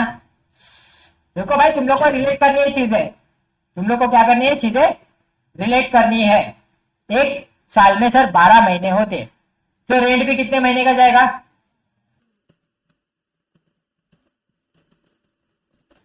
12 मंथ्स ऑफ रेंट। आया ना? सैलरी कितने महीने की जाएगी? Sir 12 months of salary. आया ना? Same electricity bill. आया ना? बराबर की नहीं? ठीक है। मैंने लेकिन यहां पे अब एक एंट्री मारी, मैंने मतलब एंट्री नहीं, information the. Rent paid for rent paid for 15 months. वाह वाह वाह वाह, क्या बताया यहाँ पे? रेंट पेड फॉर 15 मंथ्स, मतलब रेंट पे हुआ है ना? कितने महीने के लिए? सर मतलब इस फाइनेंशियल, अभी कौन सा फाइनेंशियल ईयर चल रहा है जरा बताओ? 20, 23, 24 चालू है ना? तो 23, 24 में मैंने 15 महीने का रेंट भरा है। कितने महीने का रेंट भरा है सर? लेकिन 23, 24 में कितने मंथ्स होने चाहिए थे? 12 मंथ्स ही होने चाहिए ना? आया ना? लेकिन भरे 15 महीने के। तो इसका क्या मतलब बनता है? 3 महीने का आपने क्या किया है? एडवांस है, ये प्रीपेड है। क्या है? प्रीपेड है, या फिर आप उसको बोल सकते हो एडवांस है। आपने एडवांस पेड किया है, प्रीपेड है। Is it clear? है ना? वो 23, 24 का है क्या? अभी देखो भाई सारी चीजें लिंक है। अगर कैश बेस्ड अकाउंटिंग होता तो इसी साल में बुक होता ना वो। आया ना? लेकिन हम लोग कौन सा फॉलो करते हैं? अक्रूवल बेसिस फॉलो करते। तो अक्रूवल बेसिस में एक कॉन्सेप्ट है जिसको बोलते हैं मैचिंग कॉन्सेप्ट। मैचिंग कॉन्सेप्ट क्या बोलता है सर? मैचिंग कॉन्सेप्ट ये बोलता है कि सर इस साल का इनकम और एक्सपेंस इसी साल बुक होना चाहिए, अगले साल का या पिछले साल का कुछ एक्सपेंस और इनकम होगा तो वो उस साल में बुक होना चाहिए, फिर भले पेमेंट इस साल होने दो या अगले साल होने दो। समझा? ठीक है। तो यहाँ पे मैंने पेमेंट कितने महीने की है? 15 महीने की है। 23-24 में मैंने रेंट 15 महीने का किया है, तो मैंने इस साल के फाइनेंशियल ईयर में मैं रेंट 15 महीने का दिखा देता हूँ। चलेगा क्या? चलेगा ना? चलता है ना? अरे अपना ही तो है अक्रूवल बेसिस, बढ़ा देता हूँ 3 महीने से मैं फाइनेंशियल ईयर बढ़ा देता हूँ खाली रेंट के लिए। चलेगा क्या? हाँ नहीं। तो इस साल में कितना बुक कर सकता हूँ? हाँ 12 महीने का ही बुकिंग होगा। आया ना? मतलब सर आप एक्सपेंस कम कर रहे हो, आप एक्सपेंस कम करोगे ना इस फाइनेंशियल। है ना? मैं अभी बोल रहा हूं तुम लोग का भी, मैं पूरा नंबर वाइज डिटेल में एग्जांपल देता हूं। हर महीने का रेंट 10,000 था। कितना था? कोरस में मेरे को आंसर लाउडली चाहिए तुम लोग से, ताकि तुम लोग की जो नींद आई है ना नींद खुल जाए। तो भाई मैंने रेंट कितना पे किया है? चप्पले ने मारी ना लेगा ना। कितने का रेंट पे किया मैंने? 1,50,000। तो ये आ गया मेरा 1,50,000 का। तो साली मैंने रेंट पे किया गाइस, आया ना? ठीक है। एक्चुअली कितना पे करना था मुझे साल भर में? आया ना? तो मेरा एडवांस कितना दिया है? हाँ 30,000। तो 30,000 जो है मेरा मैं एक्चुअल एक्सपेंस में से कम करेगा ना। आया ना? तो मेरा एक्सपेंस कितना बचा? 1,00,000। मतलब मेरा सर इस साल का जो रेट था वो कितना था? 1,20,000 ही था। और जो 30,000 है ये क्या है? मेरे एडवांस है। तो ये कहाँ पे दिखते हैं? एडवांस कहाँ पे दिखता है? असेट्स में दिखता है। ये कहाँ पे चले जाएगा? असेट्स में चले जाएगा। Is it clear? आया ना? तो ये क्या था? प्रीपेड ऑफ एक्सपेंस था। ये क्या था? Prepaid of expense. यहाँ पे आ जाते, यहाँ पे देखते हैं हम लोग कहाँ पे। सर देखो प्रीपेड एक्सपेंस का यहाँ पे है कि नहीं है चार्ट? क्या बोलते हैं? देखो प्रीपेड एक्सपेंस है ना? तो उसको पहले तो मैचिंग कॉन्सेप्ट लगेगा। क्या लगेगा उसको? मैचिंग कॉन्सेप्ट लगेगा। क्यों मैचिंग कॉन्सेप्ट लगेगा? क्योंकि सर अगर आपने कोई खर्चा प्रीपेड करके रखा है तो उसको तो पहले सेट ऑफ करके लाना पड़ेगा। तो मतलब आपने क्या किया? Deduct from current year expense. आया ना? बराबर कि नहीं भाई? यहाँ पे देखो मेरी बात देखो, मैंने रेंट कितना पे किया था भाई? रेंट कितना पे किया था? 1,50,000 का मैंने रेंट पे किया। एडवांस कितना है उसमें से? तो मैंने डिडक्ट किया। तो करंट ईयर का जितना पेमेंट था उसमें से मैंने क्या किया? उसको डिडक्ट किया। किया है कि नहीं? देखो deduct from current year expense. पूरा एक्सपेंस बोलोगे सर 1,50,000 का है। नहीं भाई, वो 1,50,000 का नहीं है। उसमें से 30,000 जो है ना वो तेरे अगले साल के, कभी के वो अगले साल के, इस साल के नहीं है। तो डिडक्ट करने पड़ेंगे तेरे को इस साल के खर्चों में से। और फिर कहाँ शो करेगा तू? असेट साइड में शो करेगा। कहाँ पे शो करेगा तू उसको? असेट साइड में शो करेगा। तो पहला प्रीपेड एक्सपेंस क्लियर है? आया ना? क्लियर है? सबको क्लियर है? चलो अभी बात आती है एडवांस इनकम की। किसकी बात आती है? एडवांस इनकम की। ये क्लियर है ना प्रीपेड एक्सपेंस वाला मैटर? यहां पे एडवांस इनकम सिर्फ रेंट का ही एग्जांपल लेके चलता हूं, लेकिन अभी रेंट पे जमीन आपने दी है। आपने क्या किया है? रेंट पे जमीन दी है, तो आपके लिए इनकम हो गया ना रेंट। आया ना? जमीन आपकी आपने रेंट पे चढ़ाई है तो आपको क्या मिलने वाला है? रेंट मिलने वाला है। आया ना? Taking the same example, taking the same example, rent given on, उल्टा लिख दिया मैंने, land give for rent at the rate 10,000 per month. क्या बोला है भाई सेंटेंस में? Land give for rent at the rate 10,000 for per month. मतलब हर महीने का कितना रेंट है? 10,000 रेंट है, ठीक है। पर rent receive for 14 months.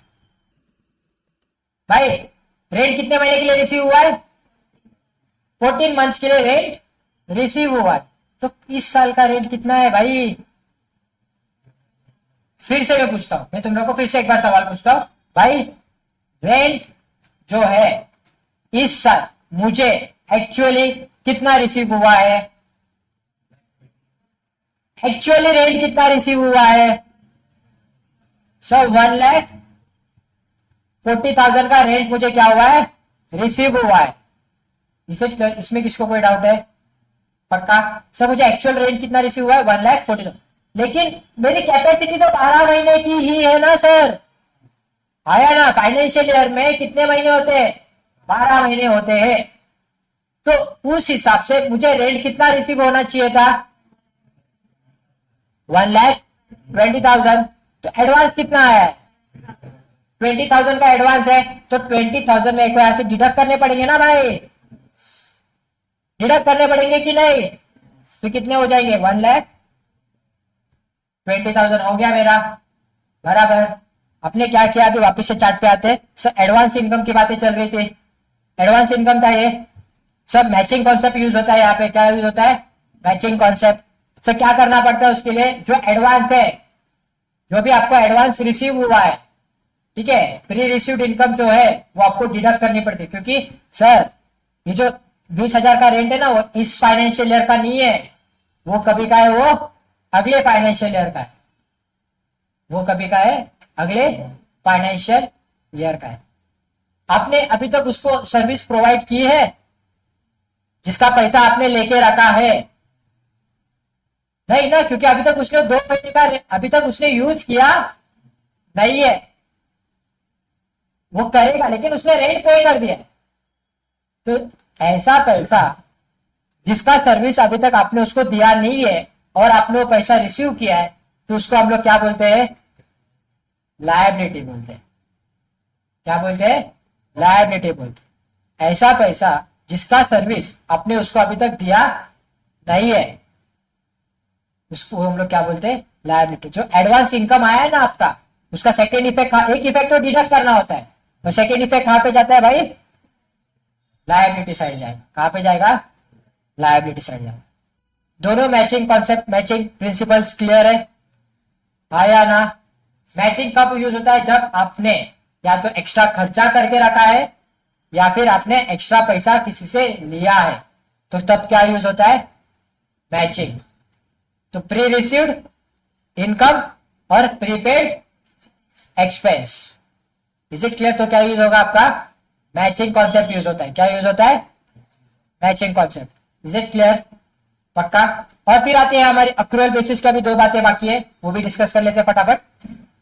Outstanding expense, ठीक है, तुम लोग मेरे लिए काम करते हो। Let us take an example of Siddharth. Siddhu हम लोग के लिए काम करता है, ठीक है। सिद्धू की मंथली सैलरी है 10,000 रुपीज, आया ना? सिद्धू ने पूरे 12 महीने तक काम किया, अप्रैल टू मार्च बेचारा पूरा रगड़ रगड़ के उसने काम किया। मैंने उसको एक्सपेंस दिया 10 मंथ्स का। कितने मंथ्स का दिया उसको? सैलरी। मेरे लिए तो सैलरी क्या है? एक्सपेंस है ना। इलिट गुरुकुल के लिए सैलरी क्या है? एक्सपेंस है। तो इलिट गुरुकुल ने उसको सिर्फ 10 मंथ्स की सैलरी दी। अभी फाइनेंशियल स्टेटमेंट क्लोज होने वाले हैं गाइस, तो क्या मैं सिद्धू की सैलरी सिर्फ 10 मंथ्स की दिखा सकता हूं फाइनेंशियल स्टेटमेंट में? दिखाऊंगा क्या?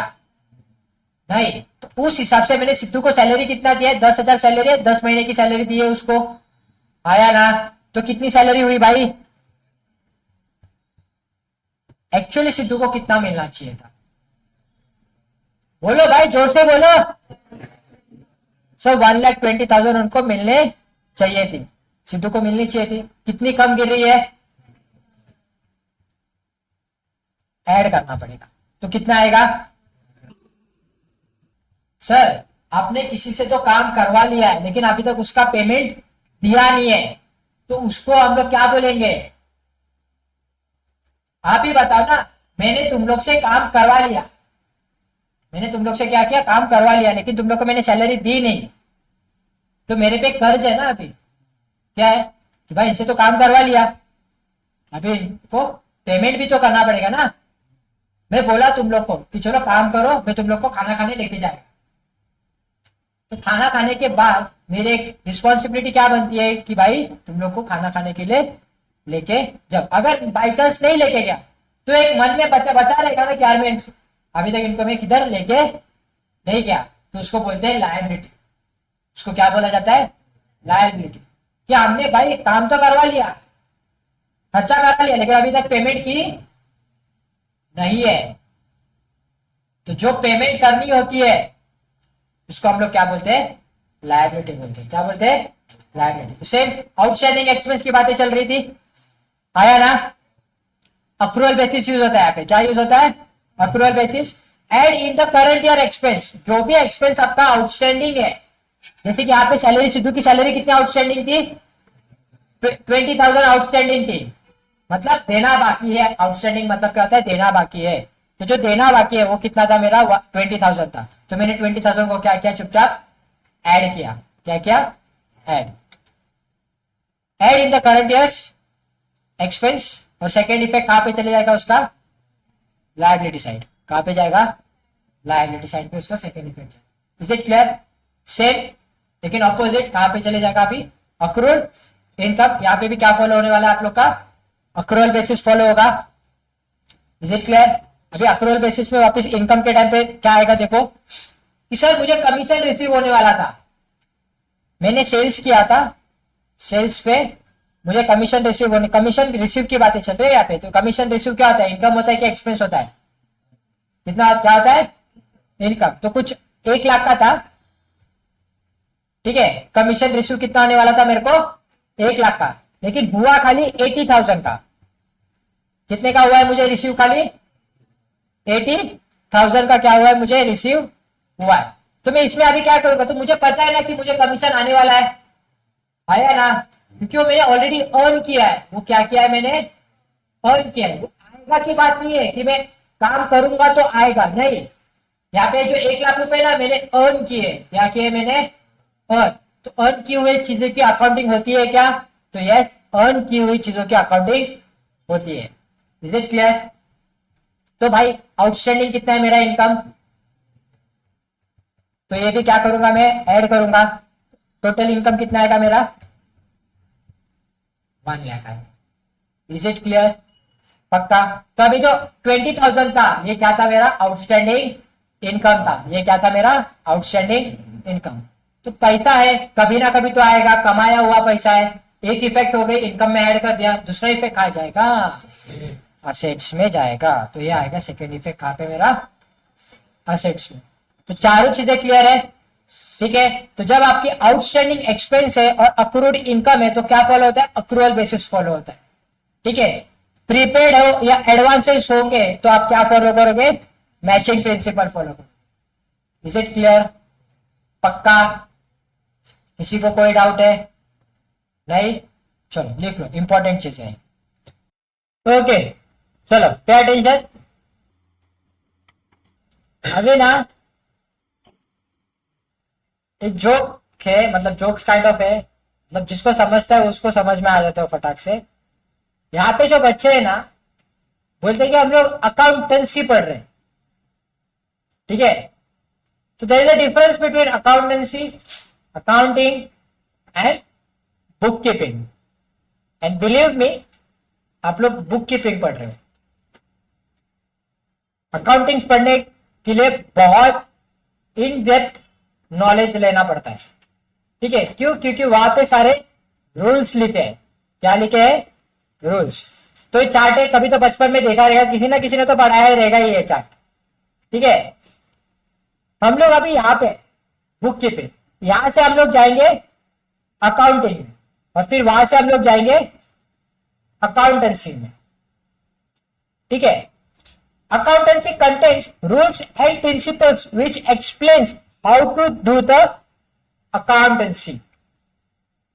मतलब अकाउंट्स करने के लिए जो रूल्स एंड प्रिंसिपल्स जो लिखे गए हैं वो कहां पे लिखे गए, वो अकाउंटेंसी है, पूरा डिटेल।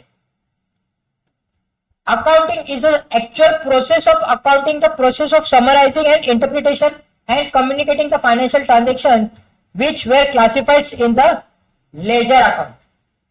मतलब हमारे फाइनेंशियल स्टेटमेंट्स बनाना, उनका ट्रायल बैलेंस बनाना, कैश फ्लो स्टेटमेंट बनाना, नोट्स टू अकाउंट्स बनाने, ये सारी चीजें क्या होती है, ये अकाउंटिंग होती है, जो आप लोग टैली पे बैठ के करते हो। टैली एक सॉफ्टवेयर है, ठीक है। और उसके अंदर क्या रहता है, बुक कीपिंग। बुक कीपिंग में सिर्फ दो ही चीजें आती है, एक तो जर्नल एंट्री पास करनी सीखनी चाहिए तुम लोग को, और लेजर मेंटेन करने आना चाहिए। तो जिसको बुक कीपिंग आता है उसको अकाउंटिंग करने आता है, जिसको अकाउंटिंग करने आता है वही जाके क्या पढ़ता है, रूल्स पढ़ता है, ठीक है। पढ़ना तो ऐसे चाहिए टक टक टक, लेकिन हम लोग जाते हैं ऐसे। इसके लिए आप जब 11th स्टैंडर्ड में थे, जब आप छोटे थे, बचपन में थे, जब बचपन की बात है, तो आपके सब्जेक्ट का नाम अकाउंट्स नहीं था, बुक कीपिंग था।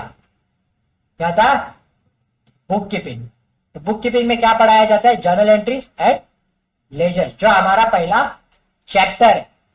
जो क्या है हमारा पहला चैप्टर, जर्नलाइजिंग द एंट्रीज, ठीक है। अकाउंटिंग इक्वेशन पे आते हैं। अकाउंटिंग इक्वेशन थोड़ा बाद में देखते हैं, उससे पहले हम लोग टाइप्स ऑफ अकाउंट्स देख लिया था ना हम लोग ने। अकाउंटिंग इक्वेशन की बात करने से पहले जरा आ जाता हूं फाइनेंशियल स्टेटमेंट पे, बैलेंस शीट पे। कहां पे आता हूं मैं, बैलेंस शीट। भाई लोग बैलेंस शीट टी फॉर्मेट में कुछ ऐसे दिखती है। जो लेफ्ट हैंड साइड होता है वो क्या होता है मेरा लायबिलिटी, और जो राइट हैंड साइड होता है वो क्या होता है एसेट होता है। बराबर है ना। तो बचपन में कभी तो हमने सिखाया गया है किसी ना किसी तो फैकल्टी ने तुम लोग को, एकदम बचपन की बात कर रहा हूं मैं, 5th या 6th स्टैंडर्ड की बात कर रहा हूं कि LHS is equal to RHS होता है कि नहीं होता। तो वैसे ही है, जब मैं यहाँ पे बता रहा था कि लेफ्ट हैंड साइड में क्या होता है लायबिलिटी होती है, राइट हैंड साइड में क्या होता है असेट्स होते हैं। तो इसका क्या मतलब होता है कि सर लायबिलिटी और असेट्स ये दोनों क्या होने चाहिए, एक दूसरे को इक्वल होने चाहिए। तो जब बैलेंस शीट बनती है आपकी, बैलेंस शीट में एक चीज हमेशा याद रखनी है, बैलेंस शीट टैली होगी। आप सिंगल एंट्री भी पास करोगे ना, एक सिंगल जनरल एंट्री, सिर्फ एक एंट्री है सर, एक एंट्री की बैलेंस शीट दिखती है क्या, दिखती है, बहुत बहुत अच्छी दिखती है, बहुत अच्छी दिखती है। दिखा दूंगा कभी तो टैली सिखाऊंगा ना तुम लोग को, रियल लाइफ में आओ ऊपर, एक एंट्री का भी बैलेंस शीट होता है। तो वैसे मैं क्या बता रहा हूं तुम लोग को, वैसे ही हर एंट्री के बाद बैलेंस शीट टैली होती है, हर एंट्री के बाद क्या होती है बैलेंस शीट टैली होती है। हाँ, आपने अगर एंट्री गलत मारी होगी तो बैलेंस शीट टैली कैसे होगी ना। आपने अगर एंट्री ही गलत पास की है तो बैलेंस शीट तो लाजमी है, टैली होनी नहीं है फिर वो। क्लियर है।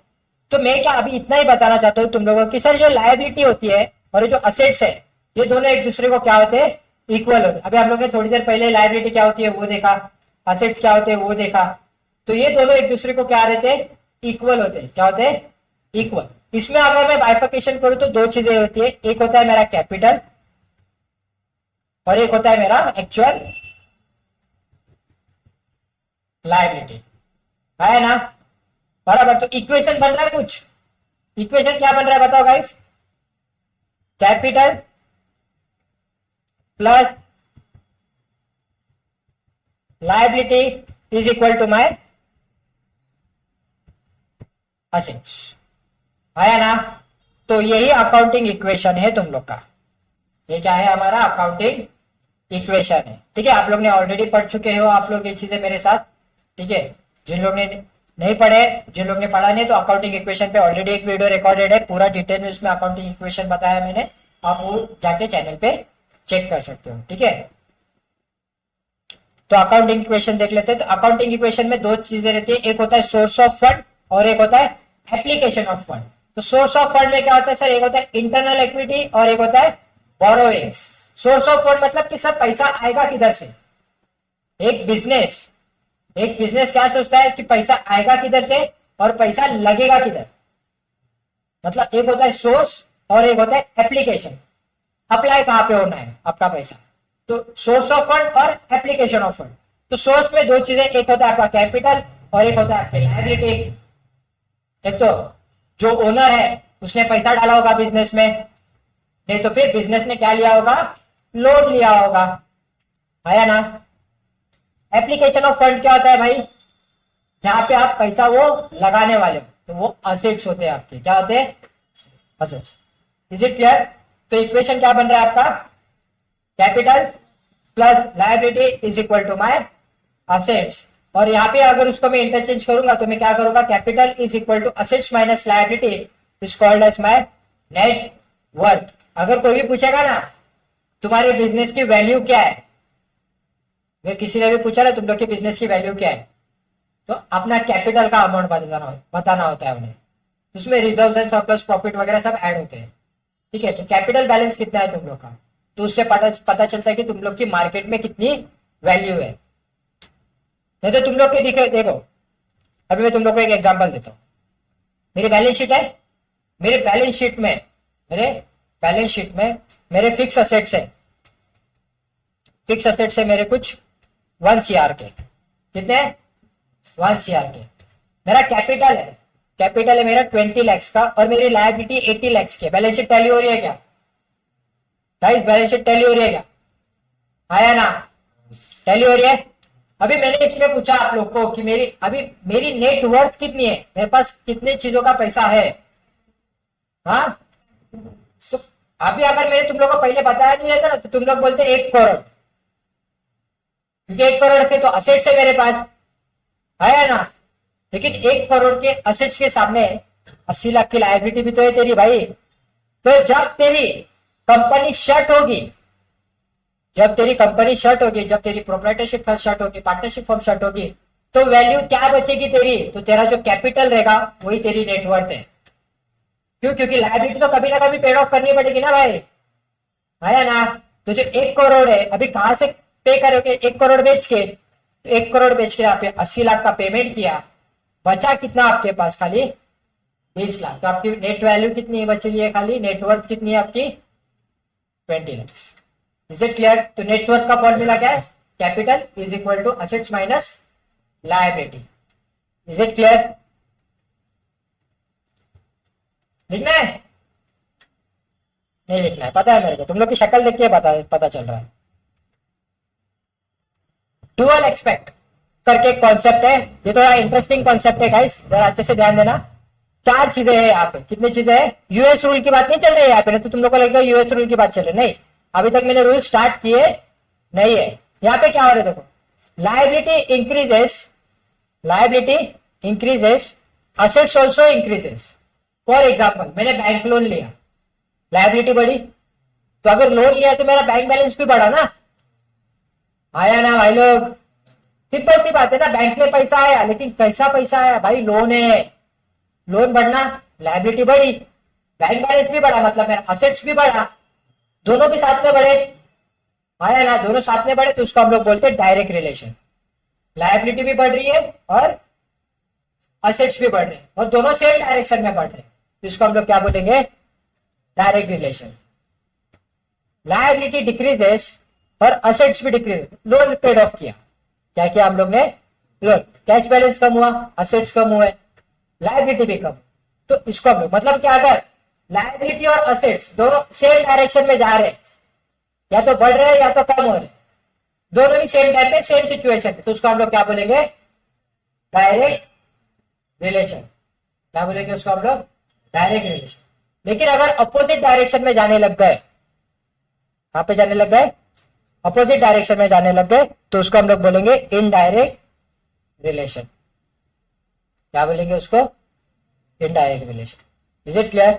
ठीक है, बेसिक्स ऑफ कॉन्सेप्ट था, तुम लोग को बस याद रखना है चीजें। क्लियर है? डायरेक्ट रिलेशन कब होगा और इनडायरेक्ट रिलेशन कब होगा। टाइप्स ऑफ अकाउंट्स वापिस से आ गया, लेकिन यहाँ पे थोड़ा अलग दिख रहा है टाइप्स ऑफ अकाउंट्स, है ना। तो देखो टाइप्स ऑफ अकाउंट्स पे देखो, पर्सनल होता है, इम्पर्सनल होता है, थोड़ी देर पहले हम लोग ने बात की थी, उसमें रियल है, नॉमिनल है, बराबर, है ना। लेकिन जो पर्सनल अकाउंट है, मैंने थोड़ी देर पहले बताया था, जो पर्सनल अकाउंट होता है वो क्या होता है? पर्सन के ऊपर डिपेंड करता है। पर्सन का डेफिनेशन वाइडर डेफिनेशन है, नैरो डेफिनेशन नहीं है। वाइडर डेफिनेशन है तो मतलब उसमें सारे एंटिटीज कवर हो जाते हैं, है ना। और रियल मतलब जो हम लोग टच करके फील कर सकते हैं, टेंजेबल जिसको बोलते हैं, ठीक है, जो दिखता है हमारे आंखों के सामने है। तो इन दोनों को हम लोग किस में कैटेगराइज करते हैं? असेट्स एंड लायबिलिटीज में कैटेगराइज करते हैं। जो चीज दिख रही है, अब ये मोबाइल दिख रहा है तो मोबाइल मेरे लिए असेट है, ये कैमरा यहाँ पे है, ये कैमरा क्या है? ये असेट है, ये माइक है यहाँ पे, माइक क्या है? असेट है, ठीक है ना। Is it clear? पक्का? नॉमिनल जो सिर्फ फील किया जाता है, जो क्या होता है? फील, रेंट, बराबर, salary, commission, discount, discount received रहने दो, डिस्काउंट पे अलाउड रहने दो, कोई भी रहने दो, तो वो सारी चीजें क्या सिर्फ फील की जाती है। क्या की जाती है? वो सारे अकाउंट्स क्या है? फील वाले अकाउंट्स है, दिखते नहीं है। डिस्काउंट देखने मिलता है किधर?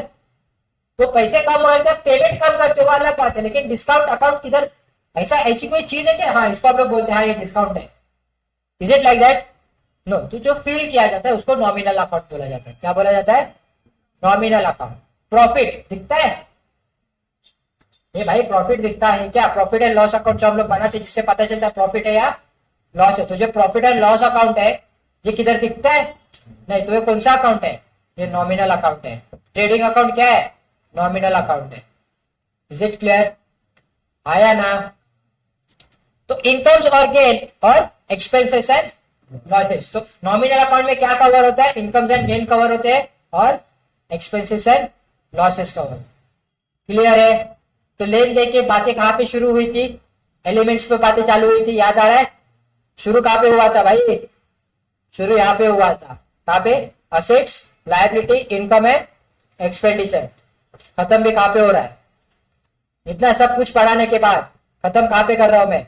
Assets and liability, incomes and gains and expenses and losses. चीजें किसमें है? इन चारों चीजों में ही चीजें हैं। असेट्स पता रहना चाहिए, लायबिलिटी पता रहनी चाहिए, इनकम और गेन क्या होता है पता रहना चाहिए, एक्सपेंसेस एंड लॉसेस क्या होता है वो पता रहना चाहिए। बाकी बीच में की सारी चीजें तुम लोग को ऑटोमेटिकली समझ में आ जाएगी। Is it clear? ठीक है, लास्ट में आ गए हम लोग के रूल्स। आज का लास्ट टॉपिक है, 8 मिनट है, खत्म हो जाएगा। रूल्स क्या तुम लोग को ऑलरेडी पता है, आया ना? बताओ भाई। गोल्डन रूल्स, एक तो 2 टाइप के रूल्स है अपने पास। एक गोल्डन रूल्स है जो इंडियन ट्रेडिशनल वे है फॉलो करने का, और एक यूएस अकाउंटिंग रूल जो यूएसए ने बना के रखा है, यूएस रूल बोला जाता है उसको। ठीक है, गोल्डन रूल हमारे टाइप्स ऑफ अकाउंट्स के ऊपर बेस्ड है, पर्सनल, रियल एंड नॉमिनल पे। तो पर्सनल, रियल एंड नॉमिनल का है। तो पर्सनल का क्या है? Debit the receiver, credit the giver. आया ना? सेकेंड, रियल का गोल्डन रूल क्या है? Debit what comes in, credit what goes out। And nominal का क्या है? Debit all expenses and losses, credit all incomes and gains. तो रूल्स कल आते समय तुमको याद करके आने, कल हम लोग जनरल एंट्रीज पढ़ने वाले हैं। वैसे यूएस रूल है, आपको जो फॉलो करना है, जैसे फॉलो करना है वैसे फॉलो कर सकते हो। Is it clear? Assets, assets अब जब पढ़ते हैं, मतलब अभी यूएस रूल क्या बोलता है? If debit it if increase in assets. Golden rule types of accounts की बात करता है, यूएस रूल किसकी बात करता है? एलिमेंट्स ऑफ अकाउंट्स की बात करता है। दोनों में फर्क समझ में आ गया? एक होता है टाइप्स ऑफ अकाउंट्स और एक होता है एलिमेंट्स ऑफ अकाउंट्स।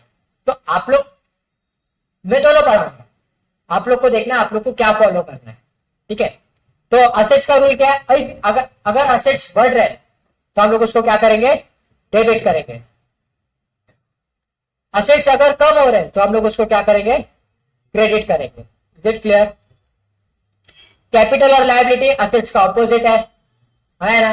तो अगर लायबिलिटी और कैपिटल अगर इंक्रीज हो रहे हैं तो क्रेडिट करो, डिक्रीज हो रहे हैं तो डेबिट करो। इनकम एंड गेन, पैसा आ रहा है तो क्रेडिट करो। अगर पैसा अननेसेसरी आपने कुछ बढ़ा के रखा है, उसको अभी कम करना है तो उसको क्या करना पड़ेगा? डेबिट करना पड़ेगा। मतलब पैसा ऐसा नहीं कि सिर्फ बढ़ता ही है, नहीं, ऐसी एक इनकम है। मतलब मैंने जैसे थोड़ी देर पहले बताया था, 20 स्टूडेंट का मैंने एडमिशन एंट्री मार के रखी है कि 20 लोगों का एडमिशन होगा और हुए सिर्फ 15 लोगों के एडमिशन, तो 5 लोगों का इनकम कम करना पड़ेगा ना मेरे को, आया ना? तो उधर क्या करूंगा? मैं इफेक्ट को डेबिट करूंगा। Is it clear? आया ना? एक्सपेंसेस एंड लॉसेस, सर क्या है? अगर बढ़ रहे हैं एक्सपेंसेस, बढ़ रहे हैं तो डेबिट करो, एक्सपेंसेस कम हो रहे तो क्या करो? चुपचाप क्रेडिट करो। क्लियर है? एक लास्ट छोटू सा कॉन्सेप्ट है सर, फेवरेबल बैलेंस करके कुछ तो एक कॉन्सेप्ट रहता है। फेवरेबल बैलेंस मतलब कि सर ये जो एलिमेंट्स है इनके बैलेंसेस फिक्स है। ठीक है, फॉर एग्जांपल असेट्स है, लायबिलिटी, इनकम। अच्छा, मैं इनकम की बात करूं तो गेन्स खुद ही समझ लेना, उसमें गेन भी है, इनकम एंड एक्सपेंस। जब एक्सपेंस की बात करो तो उसमें लॉसेस भी है, ऐसा कंसीडर कर लेना।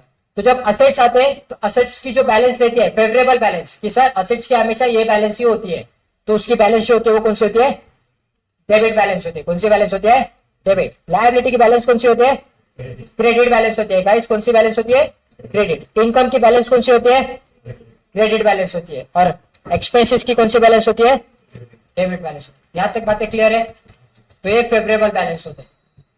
Is it clear? किसी को कोई डाउट? तो एक बार क्विक रिकैप ले लेते क्या क्या पढ़ा आज हम लोग ने। बहुत कुछ पढ़ा है वैसे तो। अकाउंटिंग प्रोसेस से स्टार्ट हुए थे हम लोग ने, अकाउंटिंग प्रोसेस देखी थी। अकाउंटिंग प्रोसेस के बाद उसके डेफिनेशन देखे थे, आइडेंटिफिकेशन क्या होता है, मेजरमेंट्स क्या होता है, रिकॉर्डिंग क्या होता है, क्लासिफिकेशन क्या होता है, समराइजिंग क्या होता है, फाइनेंशियल स्टेटमेंट क्या होते हैं और एनालाइजिंग क्या होता है। फिर उसके बाद हम लोग ने देखा था गैप। गैप में क्या क्या पढ़ा था हम लोग ने? Generally accepted accounting policy principles. तो उसमें क्या क्या था सर? मटेरियलिटी थी, कंजर्वेटिज्म था, गोइंग कंसर्न था एंड पीरियडिसिटी थी। ठीक है, तो इसके हम लोग ने डेफिनेशंस पढ़े थे। फिर उसके बाद हम लोग ने देखा एलिमेंट्स ऑफ अकाउंट, यहां से हम लोग ने चालू किया था अकाउंटिंग पढ़ना। एलिमेंट्स ऑफ अकाउंट्स में हम लोग ने 4 चीजें पढ़ी थी, assets, liability, income and expenses. फिर उसके बाद हम लोग ने उनके डिटेल में हम लोग ने पढ़ा था कि एक्सपेंस क्या होता है, इनकम क्या होता है, लायबिलिटी क्या होती है, असेट्स क्या होते हैं।